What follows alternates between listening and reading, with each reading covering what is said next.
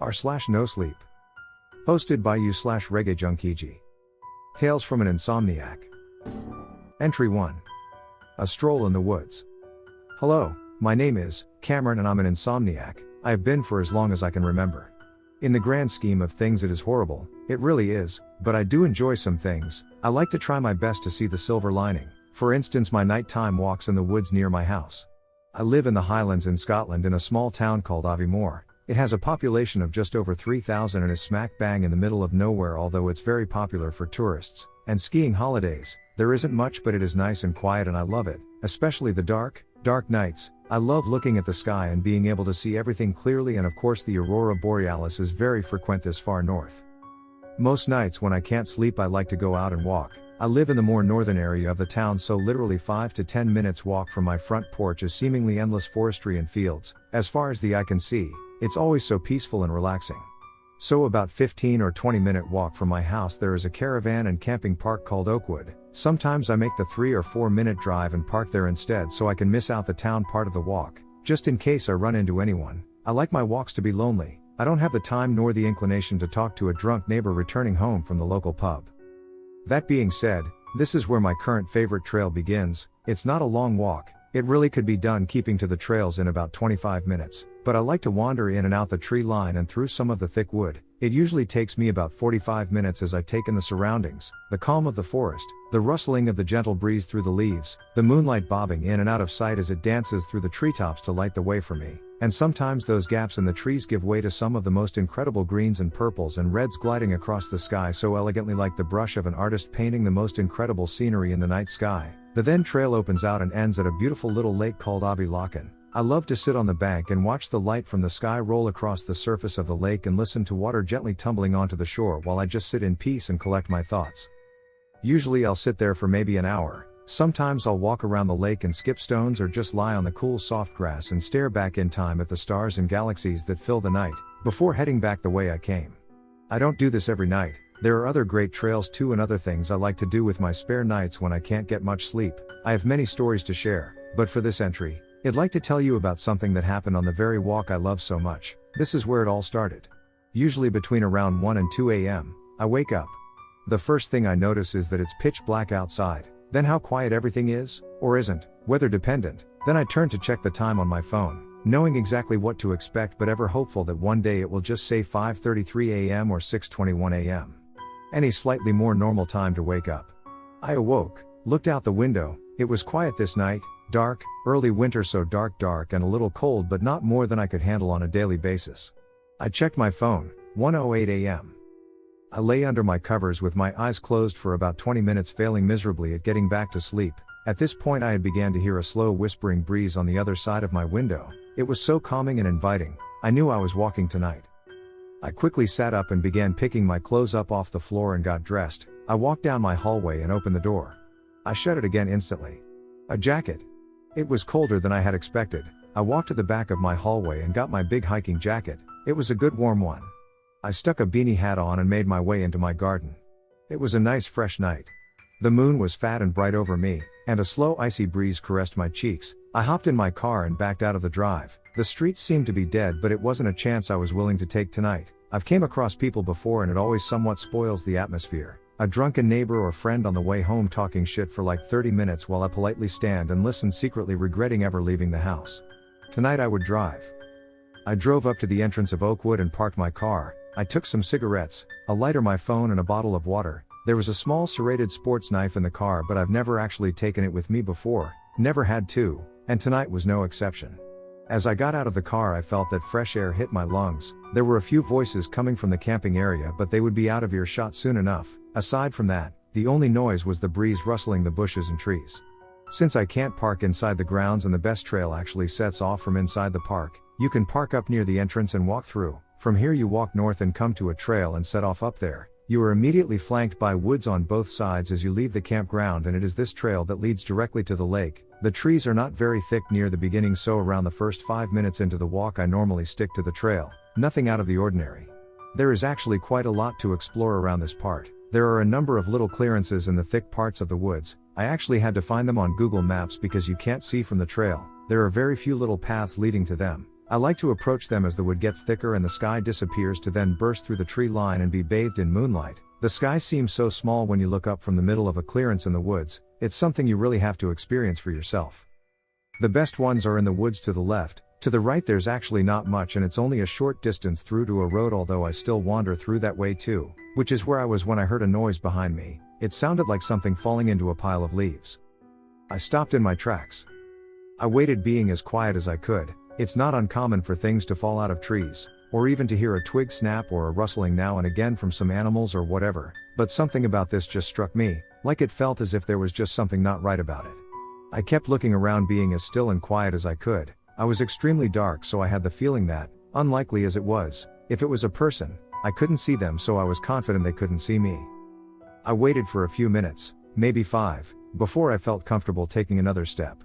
There were no other standout noises, so I just chalked it up to my sleep-deprived imagination. I made my way for the trail again. I knew I was almost at the clearing in the woods at the other side, so I wanted to head over to that area. Now I want to mention here that in about 7 or 8 years of walking at night, not only this trail but multiple woods and trails nearby my town at this time of night, I have never once ran into another person outside of the town. But fuck me, as I approached the trail, just before I revealed myself to the night sky, there was a fucking guy walking down the opposite way, like away from the lake towards the camping ground. I stopped and crouched down and just observed him, feeling safe that he hadn't seemed to notice me and I was obscured by about 3 layers of trees. He walked calmly and without hesitation, as if he knew this area as well as I did, but as he got closer I knew I had never seen this man before. His face was gaunt and expressionless. His clothes looked a little rough, but he was dressed pretty smart, like he was wearing a suit that hadn't been taken care of for years. He walked right past me, looking nowhere but straight forward. I didn't make a sound. I just watched. Honestly, I was a bit scared, but we were only about 15 minutes from a campsite, so maybe he was staying there and decided to go for a 2 a.m. walk. In a battered old suit. Alone? It's the only explanation I could think of, to be honest. Whatever the reason, I did not want to come face to face with this fucking random guy I've never even seen before at 2 a.m. in the woods. I knew that much. I waited until he was pretty much completely out of sight and I hastily skipped over to the other side, making sure I held up for a few minutes when I got there to see if he had either noticed me or turned back or anything.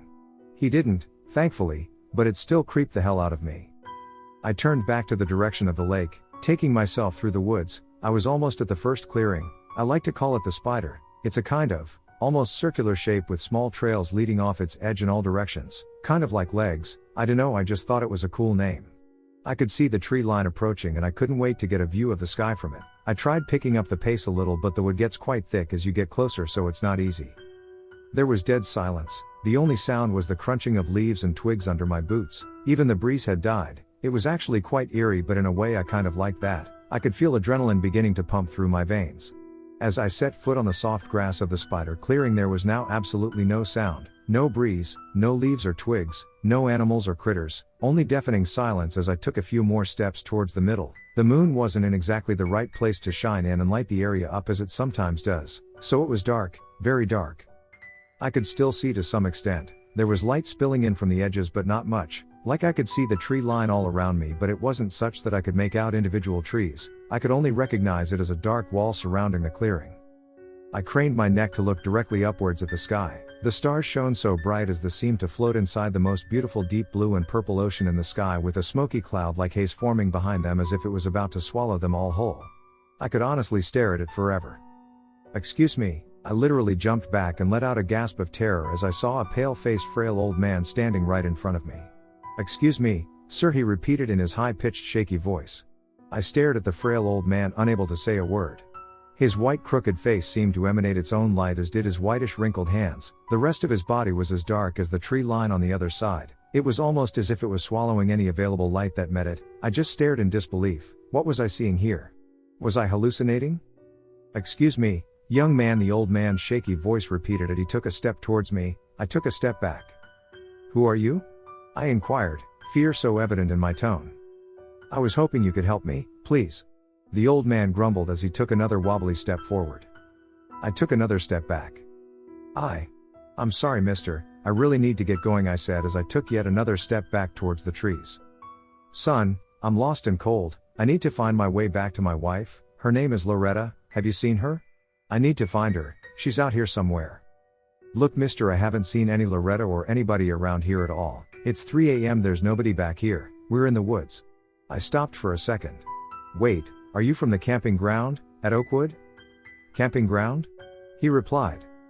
Yes, the camping ground just back there. I turned my head towards the direction of Oakwood. There's a trail, it's only about 15 or 20 minutes walk by. As I turned my head back to face the old man, you would not believe what I saw. I couldn't even believe in my own sanity. It couldn't be, it was impossible. As I turned back around, I saw nothing. The old man was gone, like completely gone, nowhere in the clearing to be seen at all. I must have been hallucinating, it had to be that, there's no other explanation. But I don't feel weird in any way or sleep deprived or even tired, plus, it was so real, there was no way it was a hallucination, but how could that be possible? Nothing like this had ever happened to me before. I was too scared to move, I dropped to my knees, my legs had turned weak as sheer terror took over me after what I had just witnessed. I tried to reason with myself, it had to be my imagination, that or the old man somehow ran into the darkness. It was only a few seconds my gaze had left him, so it didn't seem possible, but there just had to be some kind of explanation. I slowly got back to my feet, looking all around desperately trying to see something, anything. I couldn't. I decided maybe I'll stick to the main open trail, stay out of the woods until I get to the lake, and also the trail gets me there faster. I could see a pale green tint in the sky, the aurora had come tonight and I didn't want to miss it. As I walked back through the tree line heading for the trail, I just had a feeling there were eyes on me from all directions. At some points I actually thought I could see eyes through the trees, several eyes, glowing white but only for a split second. Some of them I thought I saw were red. That creeped me out, but they were just in my periphery, and when I would turn to check there was always nothing there. I just wanted to get to the trail as fast as possible. I made it pretty quick aside from stumbling on a few rocks and fallen branches. The trail opened up in front of me and I was less than 10 minutes from the lake. I picked up the pace. I felt like if I made it there I could just forget about all the weird stuff and watch the sky, relax, and then take the fastest route back to the car. A very long and brisk 5-minute walk later I had the lake in my sights. I could see the moonlight bouncing off the surface shimmering like a beacon of white flame. I broke into a jog and made it there in a minute or two. The breeze had picked up again and I could hear the rustling of leaves along with the smooth lapping of water against the bank. The aurora was lighting up the sky in a deep shade of purple with a green rim, and the stars were bursting through like a huge city in the sky. I could already feel my troubles slipping away as I slowly walked up to the edge of the water. I bent down to pick up a stone from the soft damp grass. I skipped it across the surface, leaving ripples trailing behind that distorted all the colors of the night sky in all manner or wonderful patterns. 1, 2, 3, 4, 5, 6, 7, 8 skips and the stone was quickly swallowed by the lake. I walked slowly around, letting the surroundings sink into my body and mind. I let out a huge sigh of relief and bent down to pick another stone. 1, 2, 3, 4, 5, 6, 7, 8, 9 and gone. I watched the ripples in the water spread out like the lake was opening up into a glistening portal in the sky. I began to walk around the bank, taking in the fresh air, every couple of minutes stopping, feeling the air on my face and enjoying the calm. About 10 minutes later I was just about to head back when I noticed something in the water. It was just up ahead, a kind of dark mass. It looked like maybe a suitcase covered in reeds and mud. I found myself getting closer, not letting it out of my sight as it bobbed freely and smooth along the surface nearing the edge. As I got closer, it started to take on a more recognizable form, as I saw at one end of the mass, hair. It was the back of someone's head. A person was floating face down in this freezing lake, their matted black hair tangled with dirt and slimy weeds running all across their back, intertwining. Their clothes seemed like they used to be either a pale yellow or green, now dark and mucky, stained with a deep red near the neck. As disrespectful as this might sound, I had to grab the person by the hair to drag them closer. It was as far as I could reach, although it was either that, or leave them there. The long slippery hair was sliding between my fingers as I struggled to grip, but I managed to pull them close enough to get my hands under their arms and drag them onto the land. I pulled the body about 10 feet from the water. It wasn't easy. I flipped the poor soul over and discovered a bloated face with peeling skin. There were horrible little creatures crawling from orifice to orifice and scurrying all over their face and eyes. I studied the body. I saw it was a pale green dress, kind of like some old school diner waitress. I almost threw up when I saw the huge, deep, clean wound across their neck, bloodless, but the insides of the throat were completely exposed, and also cut through. The skull appeared dented, smashed in with some blunt object, and I began to notice stab wounds all over the body, the legs, the stomach, the face, the chest. The chest. I noticed a name tag on the chest. I ran my thumb across the cold metal and revealed the name, Loretta. I jumped up. I felt sick. I felt like I was about to have a panic attack. Loretta. I kept seeing that name tag in my mind's eye. I heard the skipping sound again. I stopped. I stared as the ripples opened once again as a stone skipped all the way towards me. I could feel my stomach turn as it skipped right up and jumped out of the water and landed at my feet. There was a lump in my throat. I picked it up and stared intently at it. My heart sank as that familiar feeling of dread consumed me. A whistle echoed from the other side of the lake. The light was much better here thanks to the unobscured moon, and as I looked up and across the lake, there he was. The old man. His chalk-white face was unmistakable, but he was taller, much taller, and he stared at me with his glowing reddish eyes smiling a toothy grin. He jumped in the water and disappeared beneath the surface. I started shaking in fear. My legs couldn't move. I wanted to bolt as fast as I could, but I was frozen. I heard a soft brush of grass behind me. Before I could turn around, I felt the slick, cold, wet hands wrap around my face, covering my mouth. The smell was unbearable, and it felt like the decomposing flesh was seeping into my mouth. As I tried to scream, I was able to turn my head just enough to see Loretta. Her dead eyes stared right through me as if I didn't exist. She made no sound and her grip tightened around my face. I looked forward to see the old man's head sticking out of the water just 10 feet away. He was staring right at me, smiling and slowly rising above the surface. As he pulled himself from the water, he gave a very light but menacing laugh. "Excuse me, could you help me find my wife?" He growled as he laughed behind his words like a maniac. I was helpless. I didn't know what was going to happen, but I had to try and get out of there any way I could. I fought Loretta's grip, but she was unexpectedly strong. I tried kicking her behind me, but to no avail. Eventually I let my legs give way completely. I dropped straight down like a dead weight to my ass and was able to slip through her watery grasp. As she clambered to grab me again, I was able to roll to the side and jump up as fast as I could. The old guy stopped and just stared as I ran back into the woods. Loretta stared too. Her black and puffy eyes seemed to train on my very being with laser precision as her dead gaze pierced my soul. I wasn't slowing down for fucking anything. I ran as fast as I could, never looking back. A fog began to descend on the forest as the air began to change. It became more difficult to see where I was going with every passing second. As I ran, something barged into me, or I barged into something. It was a body, hanging from a tree, swinging violently. As I screamed and got back to my feet, I sprinted once again through the trees when I saw more bodies everywhere. I looked, swinging from the trees in the fog. I couldn't stop, I had to run through. Some of them made a grab at my hair and my jacket. I was crying now. My legs were getting weaker and I could feel my body giving up. "Help!" I screamed in vain as my legs began to wobble. "Somebody please help." I broke through the trees and I collapsed. I was on the trail. The fog was still getting thicker, but I knew I could make it back easier this way. When I saw a shadow slowly emerge through the cloud, I just lay on my front sobbing. My legs had gave up and there was no fight left in me. I knew it was them. I knew I was probably going to die. "Are you okay?" said an unfamiliar voice. I side glanced over and I couldn't believe my eyes. It was the guy from earlier I saw walking the trail, still in his beautiful old shitty suit. That beautiful fucking weird bastard was back and he was here to save me. I thanked all the gods I don't believe in and I sobbed even more. "Please help me, please. I'm being chased. I'm being hunted." The man said. "Let me help you up. Sit over here on this stump and catch your breath, and maybe then we can get you back down to Oakwood once you've got your energy back." I couldn't believe my luck. I couldn't believe what had happened, and I was so happy I was safe. I actually felt safe. I sat on an old tree stump and let my legs regain feeling and let my energy replenish. "What do you mean you're being hunted? And by who? Or by what?" the man asked. "It's a long story, you would never believe it anyway. I'm not even sure if I do. Ha. You are welcome to try me. I will keep an open mind," he reassured me, smiling warmly. "Honestly, I don't even know where to begin," I said as I stretched my leg out to keep it from cramping. I whimpered in pain. "Careful there, buddy, just let yourself relax. You're obviously very tense. If you have just went through a traumatic experience, I'll stay here with you. Don't worry, however long it takes." I started to feel a whole lot better. He interrupted the quiet once again. "So what actually happened? And I'm confused as to why you wouldn't believe it yourself if it's just happened moments ago?" he asked me. "Because it's just so far-fetched. I can't even trust my own mind anymore," I hesitantly replied, kicking my legs out again, finally able to feel something in them. "Well," he said, putting his hand on the back of my neck. "Sometimes things happen that are so out of this world, most people won't even believe a single word until it's staring them right in the face."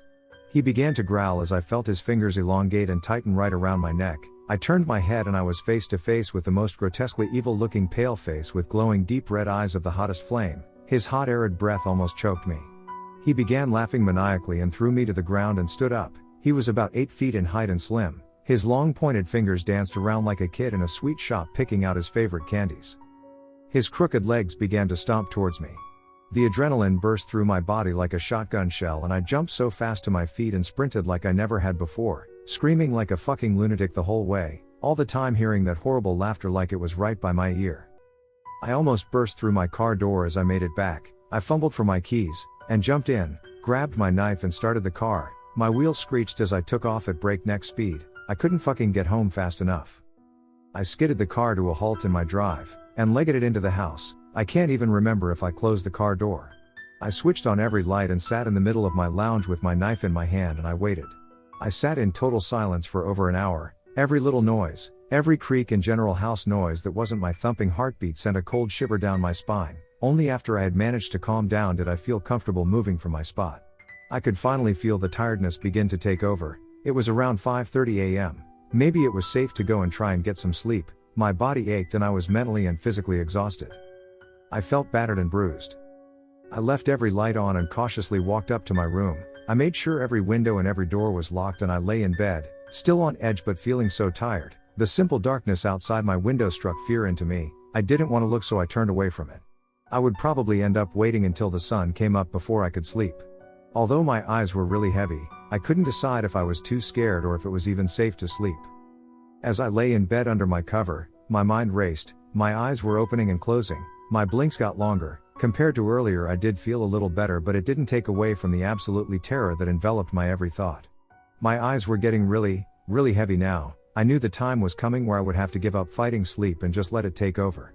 Feeling so sleepy, I thought I fell asleep for a minute or two but I couldn't be sure. It was time for me to drift off. My brain was shutting down from exhaustion. I can't be 100% sure, because I was on the threshold of dream and reality, but I swear this felt as real as everything that had happened earlier. Just before my mind switched off, I heard something inside my room that still haunts me to this very moment, after everything that's happened, and will stay with me for the rest of my life. "Excuse me?" a shaky voice inquired. My eyes shot open. Entry 2. A night in. My eyes shot open. It couldn't have been real. I lay frozen in fear. All I wanted to do was sleep but I was terrified now. Did I really just hear that? I checked my phone. Almost 6 a.m. I sighed. It was beginning to get lighter outside at least. It was still pretty dark but dawn was fast approaching and my ex-wife would be dropping Julian, my 4-year-old son, off in 2 hours. I take him every Sunday and Tuesday and every second Saturday. I wish I could see him every day but, such is life I guess. My ex-wife Linda left a couple of years ago because apparently I had become withdrawn. We barely spoke to each other and I suppose she was right. I had become withdrawn. I was disappearing a lot more often during my sleepless nights and for longer periods of time. I was never up to anything other than being a loner but she probably had her suspicions too so that didn't help. Anyway I supposed I should just get up. I felt so groggy. I stumbled downstairs again, turning all the lights off and made myself a coffee. It was freezing. The kitchen window was wide open so I shut it and turned the heating on. I put the TV on and had a quick look at the news headlines. Nothing interesting so I started channel flicking. I was about halfway through my coffee when my stomach started to turn. The kitchen window. I made triple sure every single door and window was locked before I went upstairs to bed. Mental images from the previous night raced through my head. That skipping stone, that drowned woman, the guy's face. It made me shiver thinking about it. I went back upstairs after my coffee. There was nothing good on TV as per usual, so I decided to make sure the spare room was ready for Jules. I changed the bedding and tidied up a little. They would be here soon. I had time for a quick shower and got myself ready, feeling a little more alive, thanks to the coffee and shower. 3 knocks on the door startled me just as I walked past it. "Hi, son," I said as I swung the door open. Nobody was there. Now I'm fucking freaked out again. I slammed the door shut and instantly 3 knocks rattled the inside of my head. It sounded like a bowling ball falling down some wooden stairs. I sat with my back to the door. "Please, just stop," I whispered to myself. 3 more knocks. I got to my feet. Hesitantly I unlatched the handle and slowly opened the door. "Daddy, hi Daddy." My son's sweet little voice was like music to my ears. "Jules. Come and give me a hug, wee man," I said, delighted to see his face. Not so delighted to see the dagger look from Linda. What the hell was she pissed off about? "Come on," and I said to both of them. "Jules, go and get your toy box. Mom and Dad need to talk for a minute." Linda gestured to the lawn where a box of Julian's toys were stored. She led me into the kitchen. "What the fuck was that all about, Cameron?" She snarled at me, getting right in my face. What about? What do you mean?" We were standing waiting at the door for you and you open it then slam in our faces. What the fuck are you on? Julian was frightened. You better not be on any fucking drugs, Cameron, because if you are, this is the last time you will see him, I swear to fucking God. They were at the door? I couldn't have been more confused. There was definitely nobody there when I opened it. No time to think about it right now, just say the right words and get the angry psycho out of my house. Think about it later. This really fucked with my head though. No, Linda, I'm not on drugs, for God's sake. I haven't slept much at all recently. I was just joking with the door thing, like a prank, but, I mean, I guess I look like death warmed up, but that's only because I haven't slept. I'm fine now, I had coffee and a shower and I'm feeling good. I explained while I gently ushered her back into the hallway. Everything's fine, I promise. I added. I gave Jules a shout to come and say goodbye to his mum and quickly led her out the front door. When she had left, Jules was still playing with his toys. I just joined him in the lounge and I slumped on the couch. Jules looked so happy playing with his cars and trucks. I put Nickelodeon on for Jules and I lay down on the couch. I wasn't paying attention T9 the TV, only Jules playing I could hear, and my eyes were slowly getting heavier. BRM new crash, oops, purple car has crashed into monster truck, get the ambulance, nay nah nay nah nay nah. Bless him, Julian continued, come on purple car, let's get you to Gecko's garage, he'll fix you up. My eyes were getting heavier, I had tunnel vision and Julian's voice was sounding more like an echo in my hollow head. Nay nah, oh no, ambulance is stuck, monster trucks are helping ambulance, BRM give me it back. No. Give me it back, it's mine. Dad. He's taking my trucks. I sprang from the couch, panicked, what happened? Jules was visibly upset, but nothing was out of place. The stretchy man tried to take my monster trucks, Jules said, more annoyed than fearful. I could feel that lump in my throat return. I felt sick, I was so tired. Okay Jules, well he's gone now so there's nothing to worry about, it was just your imagination, I said while sitting him up on my knee. I don't think he is gone, Dad, Jules whispered, as we both heard two thumps from above us. I immediately ran upstairs, but all was quiet, there was nothing at all. Nothing out of place, no person or anything else. I checked under every bed, every wardrobe, behind every door, nothing. I went back down to get Jules. We should go out, grab a ball and some toys and we can go to the park. Jules jumped up, yay, the park, he screamed as he grabbed some trucks and a football. We spent a few hours kicking the ball around and just messing about in the park. We got some lunch, some sandwiches and chips. As we were leaving the cafe, I ran into a friend of my dad's, Big Joe, or some called him Old Joe, some called him the veteran. I don't even know how old this guy was, but he looked about 100 when I was young. Anyway, the reason I was so glad to see him was that if you ever wanted to know anything about Avi Moore, past or present, he always knew. He seemed to know everything that had ever happened and all the latest town gossip. Joe. I said, it's been a while, how are you, old timer? Cammie son, you're looking good, I've never been better, my God, is that Jules? You were just an ankle biter the last time I saw you, wee man. He ruffled Julian's hair, he shied away behind me, peering at Joe with suspicion. He's getting big now, starting school next year. I said with a proud look on my face. This is Joe, he was a friend of your Granda's, I explained to Jules as he continued to hide behind me. Anyway, Joe, I'm actually glad I ran into you. Something happened last night up at Avi Locken, something so insane I can't even describe it all right now, but I was wondering if I could bend your ear about it, maybe tomorrow if you have time? Joe's expression changed, he looked a sight more worried than pleased now. Okay, Cammie, he stuttered and stumbled over his words. His voice fell to a whisper. Listen, make sure you come round to my house tomorrow, as soon as you drop Jules off, come alone, as early as possible. Okay, no worries Joe, I'll be there. I felt a bit freaked out by his response, he had a serious look of worry in his face and I was eager to find out what he knew. Joe hurried away without another word, so Jules and I started down the street. We were originally going to go see a movie, but there wasn't anything good in the cinema, so instead we went to a shop to look for a DVD to buy. We got popcorn, snacks and some juice, and we got Toy Story 4 and Pinocchio. Secretly Pinocchio was partly for me too, it was my favorite Disney movie. Let's have a night in, a couple of movies and some snacks, I smiled to Jules as the shop assistant carefully packed our stuff into bags. She smiled at Jules. Ooh, Toy Story 4 is one of my favorites, have you seen it? Jules shied away behind my legs again. No, you haven't seen it yet, have you, son? I answered on his behalf, smiling back. Well, I hope you enjoy it as much as I did. She let out a little laugh at Jules being shy. That'll be £38.80. I handed over £40 and she gave me my change. Thank you very much, she said. Thank you, I replied, smiling. As I turned to head to the exit, I caught sight of her name tag. Hello, my name is Loretta. Happy to help, it read. My head felt dizzy and I stumbled a step. Are you okay, sir? She asked as she put an arm out to steady me. I'm fine, I replied, it's just. I looked at the name tag again. Hello, my name is Lauren. Happy to help. I shook my head and then stared for a moment in confusion. It's nothing, I'm sorry, I just felt a bit dizzy. Jules looked at me slightly worried. I took his hand and we walked quickly to the car. When I sat inside, I had to think for a few minutes. Did I imagine that? My head was spinning. Flashbacks from the night before were vivid in my mind. We got back home. It was around 4 p.m. so Jules had 3 or 4 hours until bedtime, time enough to watch both movies, eat snacks and get him bathed and ready for bed. Our night in went without incident. Aside from me almost falling asleep multiple times, we had a fantastic night, just us two. Jules loved the movies and so did I. I got him in his bed and started reading him a Dr. Seuss book. It was What Was I Scared Of? The one about the trousers with nobody inside them that chases the character around. He was sleeping before I was even halfway through, but I finished anyway. I kind of enjoyed it. My big kid side was showing through tonight.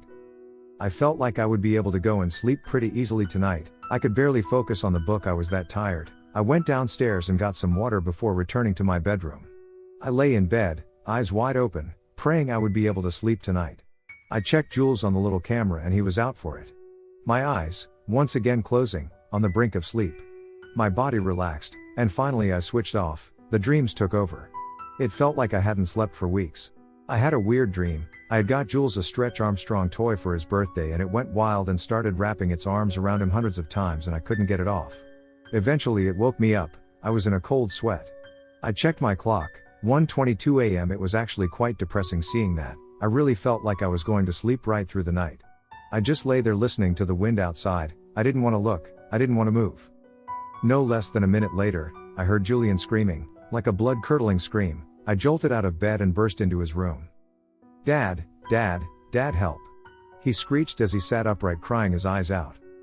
The stretchy man said he was taking me away. My body felt weak. I felt absolutely helpless as he sat there physically shaking.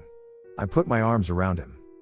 It's okay, son, you can come and sleep in my bed. It was just a nightmare, I said, knowing myself that something more sinister was definitely going on but not wanting to admit it. I'm scared, Dad. He's not my friend. I think he's a bad man. I looked at him sobbing and I tried to comfort him. Okay, well I'm here now and I won't let him do anything. It was just a bad dream. I carried him into my bed and I lay awake for several hours while he eventually slept beside me. I was on high alert. Everything had me on edge. I think I slept for another hour, maybe, then my alarm went off. I had to get Julian ready for nursery. We had some toast for breakfast. I had a coffee and I dropped him off at 7:45 a.m. I love you, son. Have fun at today. I gave him a kiss on the head. Love you, Dad, he shouted, already turned to run into his class. I had to get to Joe's ASAP. I wasn't sure if it was too early, but I figured I would drive by anyway and see if he was up. He did say as soon as I dropped Jules off, so surely he should be waiting for me. I drove around. His house was about halfway down a dead-end street, so I drove past so I could turn around and park facing the way I would be leaving. As I drove past, I saw a large black transit van with a strange red W symbol on the side, parked just outside Joe's house. When I got to the end of the street, in my rear view I saw a hooded figure come from Joe's front door, jump in the van and speed off.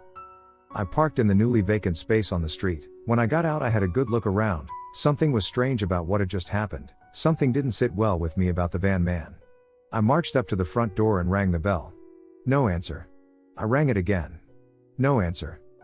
I tried the handle and the door creaked open. Joe? I shouted, hoping to God he still lived here. I received no reply. I entered the house. The smell was so overpowering it made me feel lightheaded. I felt like I was struggling to breathe and see. It was petrol. Joe's house smelled like a petrol station. Joe! I screamed as I darted up the stairs. Joe was sitting in the hallway, soaking wet on a wooden seat with tears in his eyes. Joe, what the fuck is going on? I demanded. Joe sat and whimpered, I'm sorry, son, I'm so sorry. Joe, what? Sorry about what? What the hell is all this? Joe struck a match. Follow the whispers in the woods. Don't trust anyone, not even the police. He held the match to his neck. Joe, wait, don't. I barked at him as his whole body was engulfed in flames in the blink of an eye. The fire snaked and spread onto the floor like it was chasing me down. I fell backwards down the stairs. Luckily I was able to get myself out, but I had hurt myself badly. I was able to make it to my car to phone the emergency services. I picked up my phone. 7 missed calls. It rang again seconds after I picked it up. Hello? Hi, is that Mr. Murphy? The worried tone in the woman's voice convinced me this was not going to be good. Yes, speaking. Who is this? This is Carolyn, from Aviemore Early Years Day Care and Nursery. You better come down right away, your son Julian is missing. The police are on their way, and so is his mother. I almost choked. It's a phone call nobody ever wants to get, and you never expect it to happen to you. I felt like someone had ripped out every organ in my entire body. I began shaking uncontrollably. What happened? I mean what? What's happening? I tried to get my words out, but I could barely speak. Sir, if you could get here right away please, we will go through the whole protocol with everybody. I'm sure he'll turn up, but we need you both here as soon as possible. I hung up the phone, jumped in my car and I fucking started bombing it down the road back to the nursery. I only left him half an hour ago. This didn't make any sense. I didn't even think about Joe's place burning to the ground. Surely someone would phone it in. What if they saw me speeding away from the scene? All these things rattling around my mind. I couldn't even think straight, but my train of thought was well and truly stopped in its tracks. Just as I approached Julian's nursery, I parked about halfway down the street, because I saw something that made my heart stop. Linda's car. 3 police cars. And a large, black, transit van with a strange, red W symbol on the side, parked amongst them. Entry 3. A week of no answers. I sat in my parked car and observed the comings and goings of the nursery. There were several police officers milling around, and every now and again Linda would pop out crying. She was inconsolable as officers tried to steady her on her feet and calm her down. I hadn't seen anyone approach the black van yet. I couldn't not go. I had to go in, otherwise it might draw some suspicion on me somehow. I waited a few more minutes before I pulled out, making sure nobody saw that I was parked just down the street. I pulled up behind the van and got out, hoping to get a look in the back windows. They were tinted to dark, I couldn't see anything at all. They may as well have not been there. As I rounded the van I got a peek inside the cab, nothing suspicious to note. I stepped inside the nursery. I could already hear Linda sobbing from outside. I took a deep breath and headed for the office. I opened the door. 4 police officers, Linda, a nursery nurse and the owner, or head, of the nursery turned to face me. The nursery nurse was also crying. Everyone else was stone-faced as they stared, waiting for me to break the silence. I'm Julian's dad, my voice croaked as I realized how dry my mouth was. Linda ran over and threw her arms around me. Why did it have to be him? She sobbed and sniffed as she forced her words out. It'll be okay, Linda, we'll find him. I hugged her back in an attempt to comfort her the only way I knew how. Can somebody fill me in please? I asked as everybody just stood twiddling their thumbs. The owner of the daycare spoke up.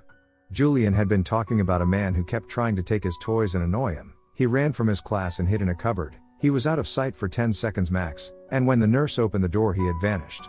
We think he didn't go into the cupboard and instead ran outside where he was snatched. It seems impossible that he could make it that fast, but there is no other explanation. We don't have any witnesses or any proof of what happened. To tell the truth, we don't actually have proof of anything at this time. I turned to the police. Who's in charge here? I asked. One officer stepped out of the room without a word. I just stood looking confused. I need some answers here, this is my son. The officer returned with a tall, bulky detective-looking guy in an expensive suit. You were looking for the officer in charge? That would be me. Detective Chief Superintendent Williams. Williams? Is that your van parked outside? I asked, feeling sure he wouldn't have seen me at the veteran's house, so I wanted to see if he would slip up. My van? He looked confused. Yes, the black transit outside. Whose is it? My voice getting noticeably louder. I have no idea, said Williams. Let me check that out for you. I followed him outside. Just before we reached the exit, I had the feeling in my gut that I knew exactly what was going to happen here. I wasn't even shocked to see the van was gone. Everyone just looked at me like I was crazy. Must have been someone else's van, I muttered. My car was still parked in the same place, right behind where the van once stood. I just couldn't wrap my head around all these bizarre things that kept happening. I didn't have time to think. We had to find Jules. DCS Williams spoke up. So, if yourself and the boy's mother could accompany us to the station, we need statements, and we need statements from the nursery staff. Absolutely, no problem. I hesitantly replied. As I was walking away, I overheard Carolyn, the head of the nursery, tell Williams that she had someone park the van one street over. I fucking knew it. I knew something wasn't right with him. This whole situation reeked of shit and I was going to get to the bottom of it one way or another. The blue lights all flashed on in unison and the police convoy set off, then Linda's car, then myself with 2 cars behind me. I could still see Williams and Carolyn talking in my rear view and glancing over to me as we drove away. We drove straight to the station. Once inside, we were taken separately and asked to give a statement. When we last saw Julian, what his mood was like, what was he wearing, did he have many friends, etc., etc. One question caught me off guard though. It wasn't unusual. I can imagine it's one of the most typical, standard questions in this situation. Where were you between 7:45 and 8:15 a.m. this morning? Now of course they should ask anyone and everyone this, but I was at the veteran's house. I didn't want to say I was there because then that might open a whole other line of questioning. Plus the fact I saw the van there, which was possibly driven by Williams. If he found out I knew he was at that scene, I might be in for a rough time. On the other hand, what if someone saw me fleeing the scene right after the house caught fire? Or worse, what if Williams saw me? I had already hesitated long enough. It was a simple question. It was less than 2 hours ago, and I was making myself look somewhat suspicious by taking so long to answer. Sorry, my mind is a million miles away, I mumbled, buying myself time. Let me think. I dropped Jules off, then I headed to see one of my dad's old friends, Big Joe McKenzie. You might know him as the veteran? I made sure I didn't speak of him in the past tense. Of course, we know Joe. How long were you there for? The detective queried. Oh, seconds. I knocked the door twice and he never answered, so I just left and started heading home. Then I got the call about Jules and went straight to the nursery. I explained, almost convincing myself. Okay, was there anyone else there? This struck me as odd. Maybe it was another routine question, but I'm now wondering what they know. Why would they ask that when I'm just visiting a friend? And I said as I knocked the door and left. It didn't add up in my head. No, I never saw anyone. The 2 detectives glanced at each other for a second, then the other asked. The nursery said they called you 7 or 8 times before getting through. Why was that? I'm not sure. I was probably driving and I didn't hear my phone. It's usually on silent. I only noticed the missed calls when I was checking the time. Then it rang in my hand as I looked. That's when I answered. They both took some notes, then continued asking more questions. I was then asked to sign a statement containing all the information I had just shared with them, and we were done. Thank you for your full cooperation, Mr. Murphy. Our investigation has already went beyond the first few steps, so hopefully we will be able to find Julian soon. The next 48 hours are crucial, so I can assure you we will be working round the clock to get him home safe. Thank you. Please find him, please. I pleaded as I shook their hands. We will do everything we can. They turned and led me back to the lobby where Linda was waiting, still red-eyed and crying her heart out. We waited for everyone else to come out from giving their statements, then we all went back to the nursery to try and organize some kind of search party right away. I was suspicious of DCS Williams and now Carolyn, but I felt like I couldn't tell anyone, like it would backfire and everyone would think I'm insane and not believe me. I could see how everyone, especially Linda, had their full trust in those 2 people, and I would need some kind of evidence, something concrete to back up my theory before I go blurting out accusations. But for now, I would play along and just try and find my son. After the first crucial 48 hours, we still hadn't heard a word from the police. We had search parties day and night looking everywhere for any signs. Linda would join the day search, but I was able to join both since I only slept about 2 or 3 hours a day anyway. I was out pretty much constantly looking for him. The fact we hadn't had a single update worried me. It felt like they weren't bothering to even search for him. I thought they would have patrols out, police-guided searches, sniffer dogs, helicopters. There was none of that. It was like they had just forgotten. I eventually contacted them, only to be told they were doing all they could and it was under investigation, blah blah blah. After the 3rd day I was contacting them every hour or 2, round the clock. There had to be some kind of update surely, but every time I contacted was the same story. What was weird was that there had been absolutely no report on Joe's house, or anything about Joe, not a word by anyone, not in the local paper. It was like that had just been completely overlooked. I mean, I wasn't really complaining. I didn't want to find myself answering questions about that, but I just thought it was a bit odd that nobody had even mentioned it. Days 5 and 6, the search parties had gotten smaller in numbers and shorter. People were giving up so easily it kind of hurt. I think they must have thought, if a 4-year-old was out alone in the winter for 5 or 6 days, the search would be either for a body or a kidnapper, and nobody wanted to be confronted by either of those things. There was a select few family and friends still searching relentlessly with us, but we always came up empty-handed. It crushed me every time a search had to be stopped because of weather or some other reason. All I could think of was my poor boy lost and alone while we all go home and sit in front of our fire.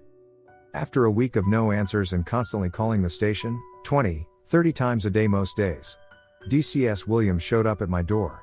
It was 11 p.m. and he was alone, as was I. "Oh, hi, is everything okay? I wasn't expecting anyone tonight," I said as he stood in my porch wet from the rain. "Good evening, Mr. Murphy, I just wanted to stop by, unofficially to see how you were getting on," he declared in his comforting baritone voice. "Well, I suppose I'm holding up okay considering. I'm actually just getting ready to release another search." "May I come in, Cameron?" he interrupted. "Is it okay if I call you Cameron?" he said, placing one foot over the threshold. I suppose so, I don't really care," I mumbled as he pushed his way inside.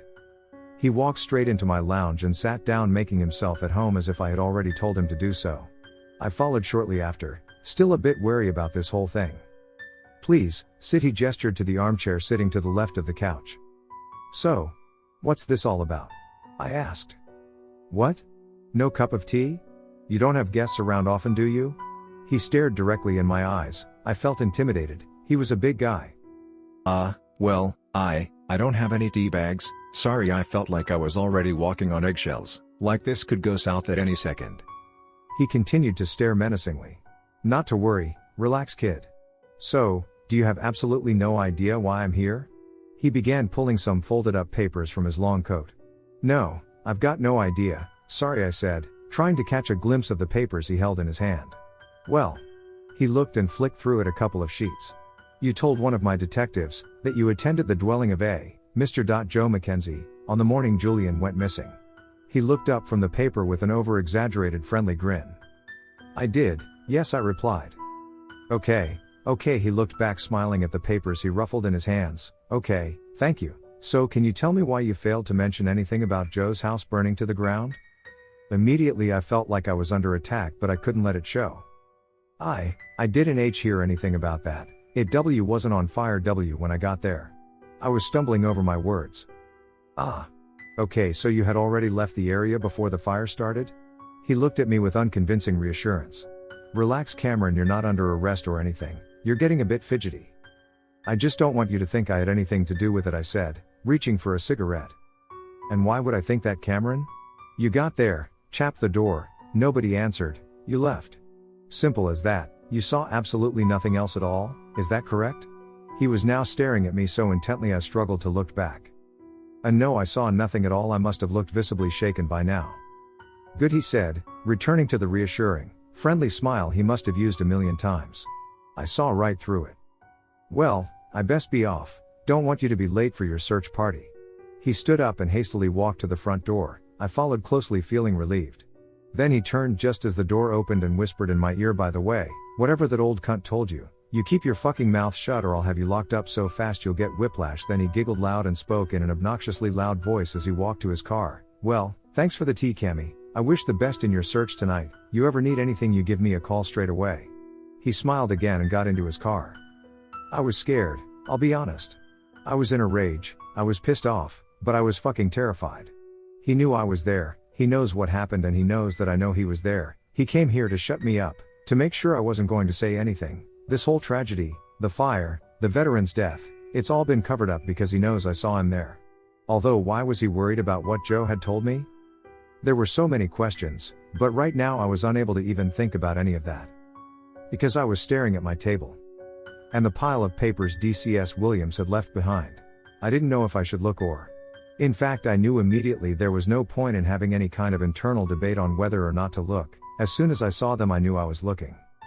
I picked them up. They were printouts of pictures. Taken the morning Julian went missing.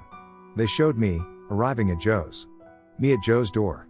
Me entering Joe's house. Me running from Joe's house while the upstairs windows had a dim orange glow that wasn't present in the others. Me driving away. Another of me driving away. And Joe's house in a fierce blaze top to bottom. So obviously this did not look good. Considering I had already lied to the police about my whereabouts, it made it look even more suspicious. He left these here on purpose, to show me what he had on me, and he had me completely under his thumb, and it would take a fucking miracle for me to get out.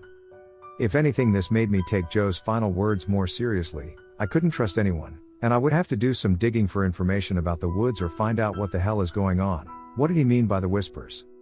I knew of only one other person I felt like I could properly trust, my friend Archie, who I grew up with all through school and our childhood. We had been best friends, although the past 8 years or so I have only spoken with him a handful of times. If I was taking my shot and telling someone everything, the truth, then it was going to be him. I just hoped they hadn't gotten to him first. When I met Archie the following morning, he looked depressed, he looked malnourished and at the end of his rope. The reason we never spoke much for all these years wasn't through lack of trying. Archie just became a bit of a hermit, for lack of a better word. About 8 years ago he was married to one of his longtime friends, Michelle. They were each other's first loves and got married at 19. About 5 years later she fell pregnant. When Michelle was giving birth she had been put under anesthesia and she swore she heard that baby cry when it was born. The doctors told her she had a stillbirth and she might have been hallucinating. They wouldn't even let Archie in the ward. They said it would be too distressing. She killed herself about 8 months later. Archie found her hanging in their garage. The death of the baby was bad enough, but they wouldn't release the body. Apparently it was some protocol that it was taken to a tiny coffin and buried in a small cemetery nearby the hospital, under a memorial stone with the inscription "Ben, born asleep." The nurses let them name the baby before he was laid to rest. Neither of them got to hold their firstborn. Then, still grieving, he finds his beloved wife swinging from a rope. He just collapsed in on himself and became reclusive. I didn't even know how long it had been since he last ate, or even seen anyone. Archie, I spoke softly as he sat in his porch staring at the ground. He didn't respond. Archie, it me, Cameron. I took a few steps towards him and sat on the ground in his line of sight. How are you? I've missed you, man. I extended a hand and his eyes met mine. Cammy, how are you? It's been fucking ages. His hand came forth and shook mine. I'm okay, Archie. I don't know if you heard or not. It's Julian, he's went missing. He sat silent for a few seconds. Missing? What the fuck? How? Where? What happened? He began to come to life. It's a bit of a long story, man. We should go inside though. I don't want anybody knowing I'm here. I got up and opened the front door. The house stank and was an absolute mess. We both entered. I sat in a chair. Archie sat on the couch opposite. I told him absolutely everything, from the woods and Avi Locken to Julian disappearing to Williams threatening me the night before. Archie stared dumbfounded, but he didn't seem as surprised as I expected with some of the details. That rat bastard Williams, man. I knew there was something crooked about him. He snarled as he looked off to the side thinking. I knew something wasn't right. The whole thing with the van was just completely off. I replied, shaking my head. Archie sat in silence for a few moments. I need to tell you something, Cammy. He rose from his battered old couch and walked over to his fireplace. He took something down. His house was dark, but I could make out it was some sort of doll. He threw it over to me. I looked at it. It was muddy and rotten. I felt confused. What is this? Was this a toy bought for Ben or something? Archie came closer, tears visible in his face. No, Cammy, that is fucking Ben. He spoke with aggression. After Michelle's suicide I went fucking haywire, started taking all sorts of drugs and drinking. I went to that cemetery and dug up Ben's grave. I don't know what I was thinking or what I planned on doing, but inside his tiny little coffin, Cammy, there was this fucking doll. He grabbed it and threw it into the unlit log fire. He continued, and I got arrested, and guess who fucking let me off with it? That fucker Williams. He assured me I wouldn't go to prison if I just kept my mouth shut, fed me some shit about the hospital using stillborn babies for some kind of research, all above board and government approved, blah fucking blah. I stared at Archie, not believing my ears. He fucking manipulated me into keeping silent and acting like he was my friend. If he's behind this somehow, I'll fucking kill him myself. Shouting now as he paced up and down the room. When I saw Archie in this fit of rage and anger, hearing those words, an ever so slight smile crept onto my face. Listen, Archie, me and you, we're gonna sort all this shit out. I exclaimed as I just realized that I had found my guy. Entry 4. A Trail of Whispers. It didn't take long for Archie to come to his senses. He knew exactly what we had to do. We had to find out who was all behind this and what was really going on. I suggested the best place to start would be the woods between Oakwood and Avi Locken. It was decided Archie's home, although it was a dump, would be our base, since I figured nobody would have eyes on it, at least not for a while. We would reconvene here every night to talk over anything we had found out and discuss our next steps. Something else occurred to me while we spoke that first night. I never made it to the second clearing in the woods that night I went for my walk. This particular clearing is just north of the Spider, but there had always been something so unusual about it and I've never been able to put my finger on it. 57.2222924, minus 3.8185997. These are the coordinates for this area. If you happen to look it up, you will notice it's unnaturally green, so bright in fact that nowhere within miles is actually that green. Additionally, there is always a sense of being watched, though not in a sinister way. It's as if you're being held and you're safe, like you're being guarded from all around in a bubble. As this all began in those woods, I had decided that was probably where we were going to first, to see if we can find anything at all. That very night, after I got Archie a good meal and made him rest up, we would head up to Oakwood to investigate. There was no time to waste. I drove his beat-up old Nissan to the camping ground and we sat at the entrance while I described to him what the plan was. Put simply, we would head straight along the trail until we were pretty much in line with the clearing, then head directly through the woods, quietly and avoiding being distracted by anything that made us feel uneasy, such as noises or weird men casually walking around alone. Basically, keep our eyes on the prize, I said. It was 1 a.m. exactly when we exited the vehicle, and made our way through the gate to Oakwood, heading straight for the trail at the top. There were no voices from the campground this time. As we reached the trail, I started getting goosebumps all over, remembering everything that had happened a little over a week ago. It felt like I had forgotten, like it was a distant memory that had all came rushing back to haunt me, and it made me weak at the knees just thinking about what possibly lay ahead. I took a look overhead. The moon was full tonight and bright as ever. The sky was clear and the familiar stars and constellations twinkled in delight at my return. I looked to Archie, who didn't seem half as fazed as I did. "We going for it then?" I asked, nodding my head. "Fucking right we are," he replied, nodding back. We set off along the trail. Wind brushed the treetops on either side to break the quiet. I felt uneasy, expecting to see someone appear from the distance or from the tree line at any second. Archie marched beside me with purpose. I'm not sure he believed me when I told him what happened the last time I was here. I didn't mind. His confidence gave me a boost, if anything. We had walked around 10 minutes through the trail and were approaching the bend. What lay beyond I dreaded to think.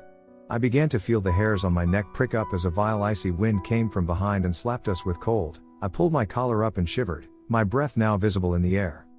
As we hit the turning point, I heard something. I could feel those familiar eyes piercing me from every angle, but I made sure not to look anywhere but straight ahead. I heard it again. "Welcome." It sounded like, in a soft, slow whisper. Then "Welcome back." This was a little more clear but sounded like multiple whispers from all around us. I stared straight ahead. I could now see the final straight of the trail leading to the lake. I turned to Archie. His confident demeanor had faded rapidly and he looked like he was ready to turn back.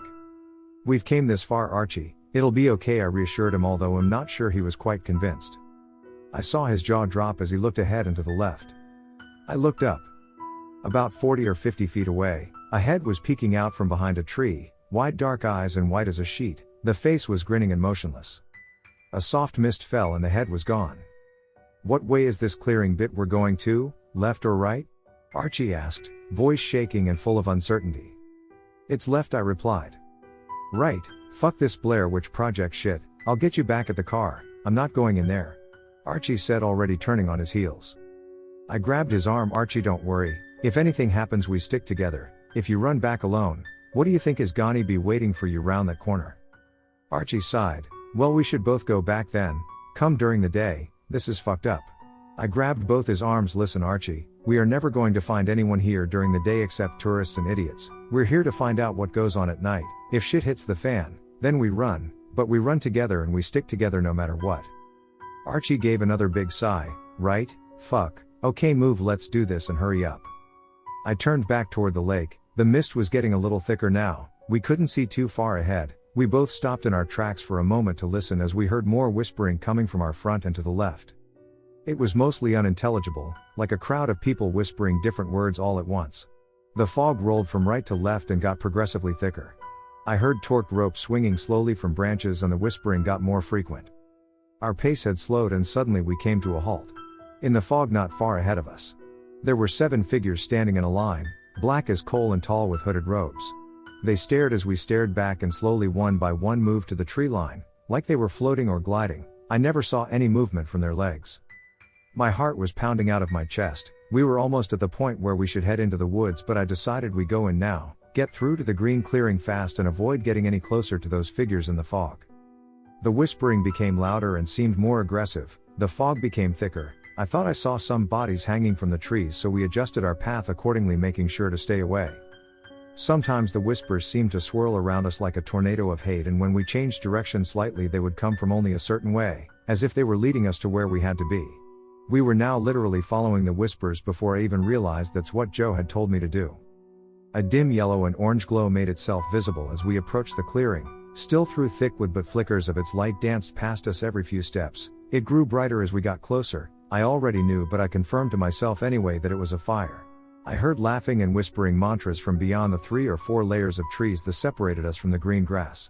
There were several hooded figures standing in a line as 2 others walked back and forth making signs with their hands and making everyone drink from a large bowl or chalice type thing. It seemed like there was absolutely no fog here. We looked all around and saw nothing beyond about 2 trees in every direction, but looking into the clearing we could see everything as clear as day.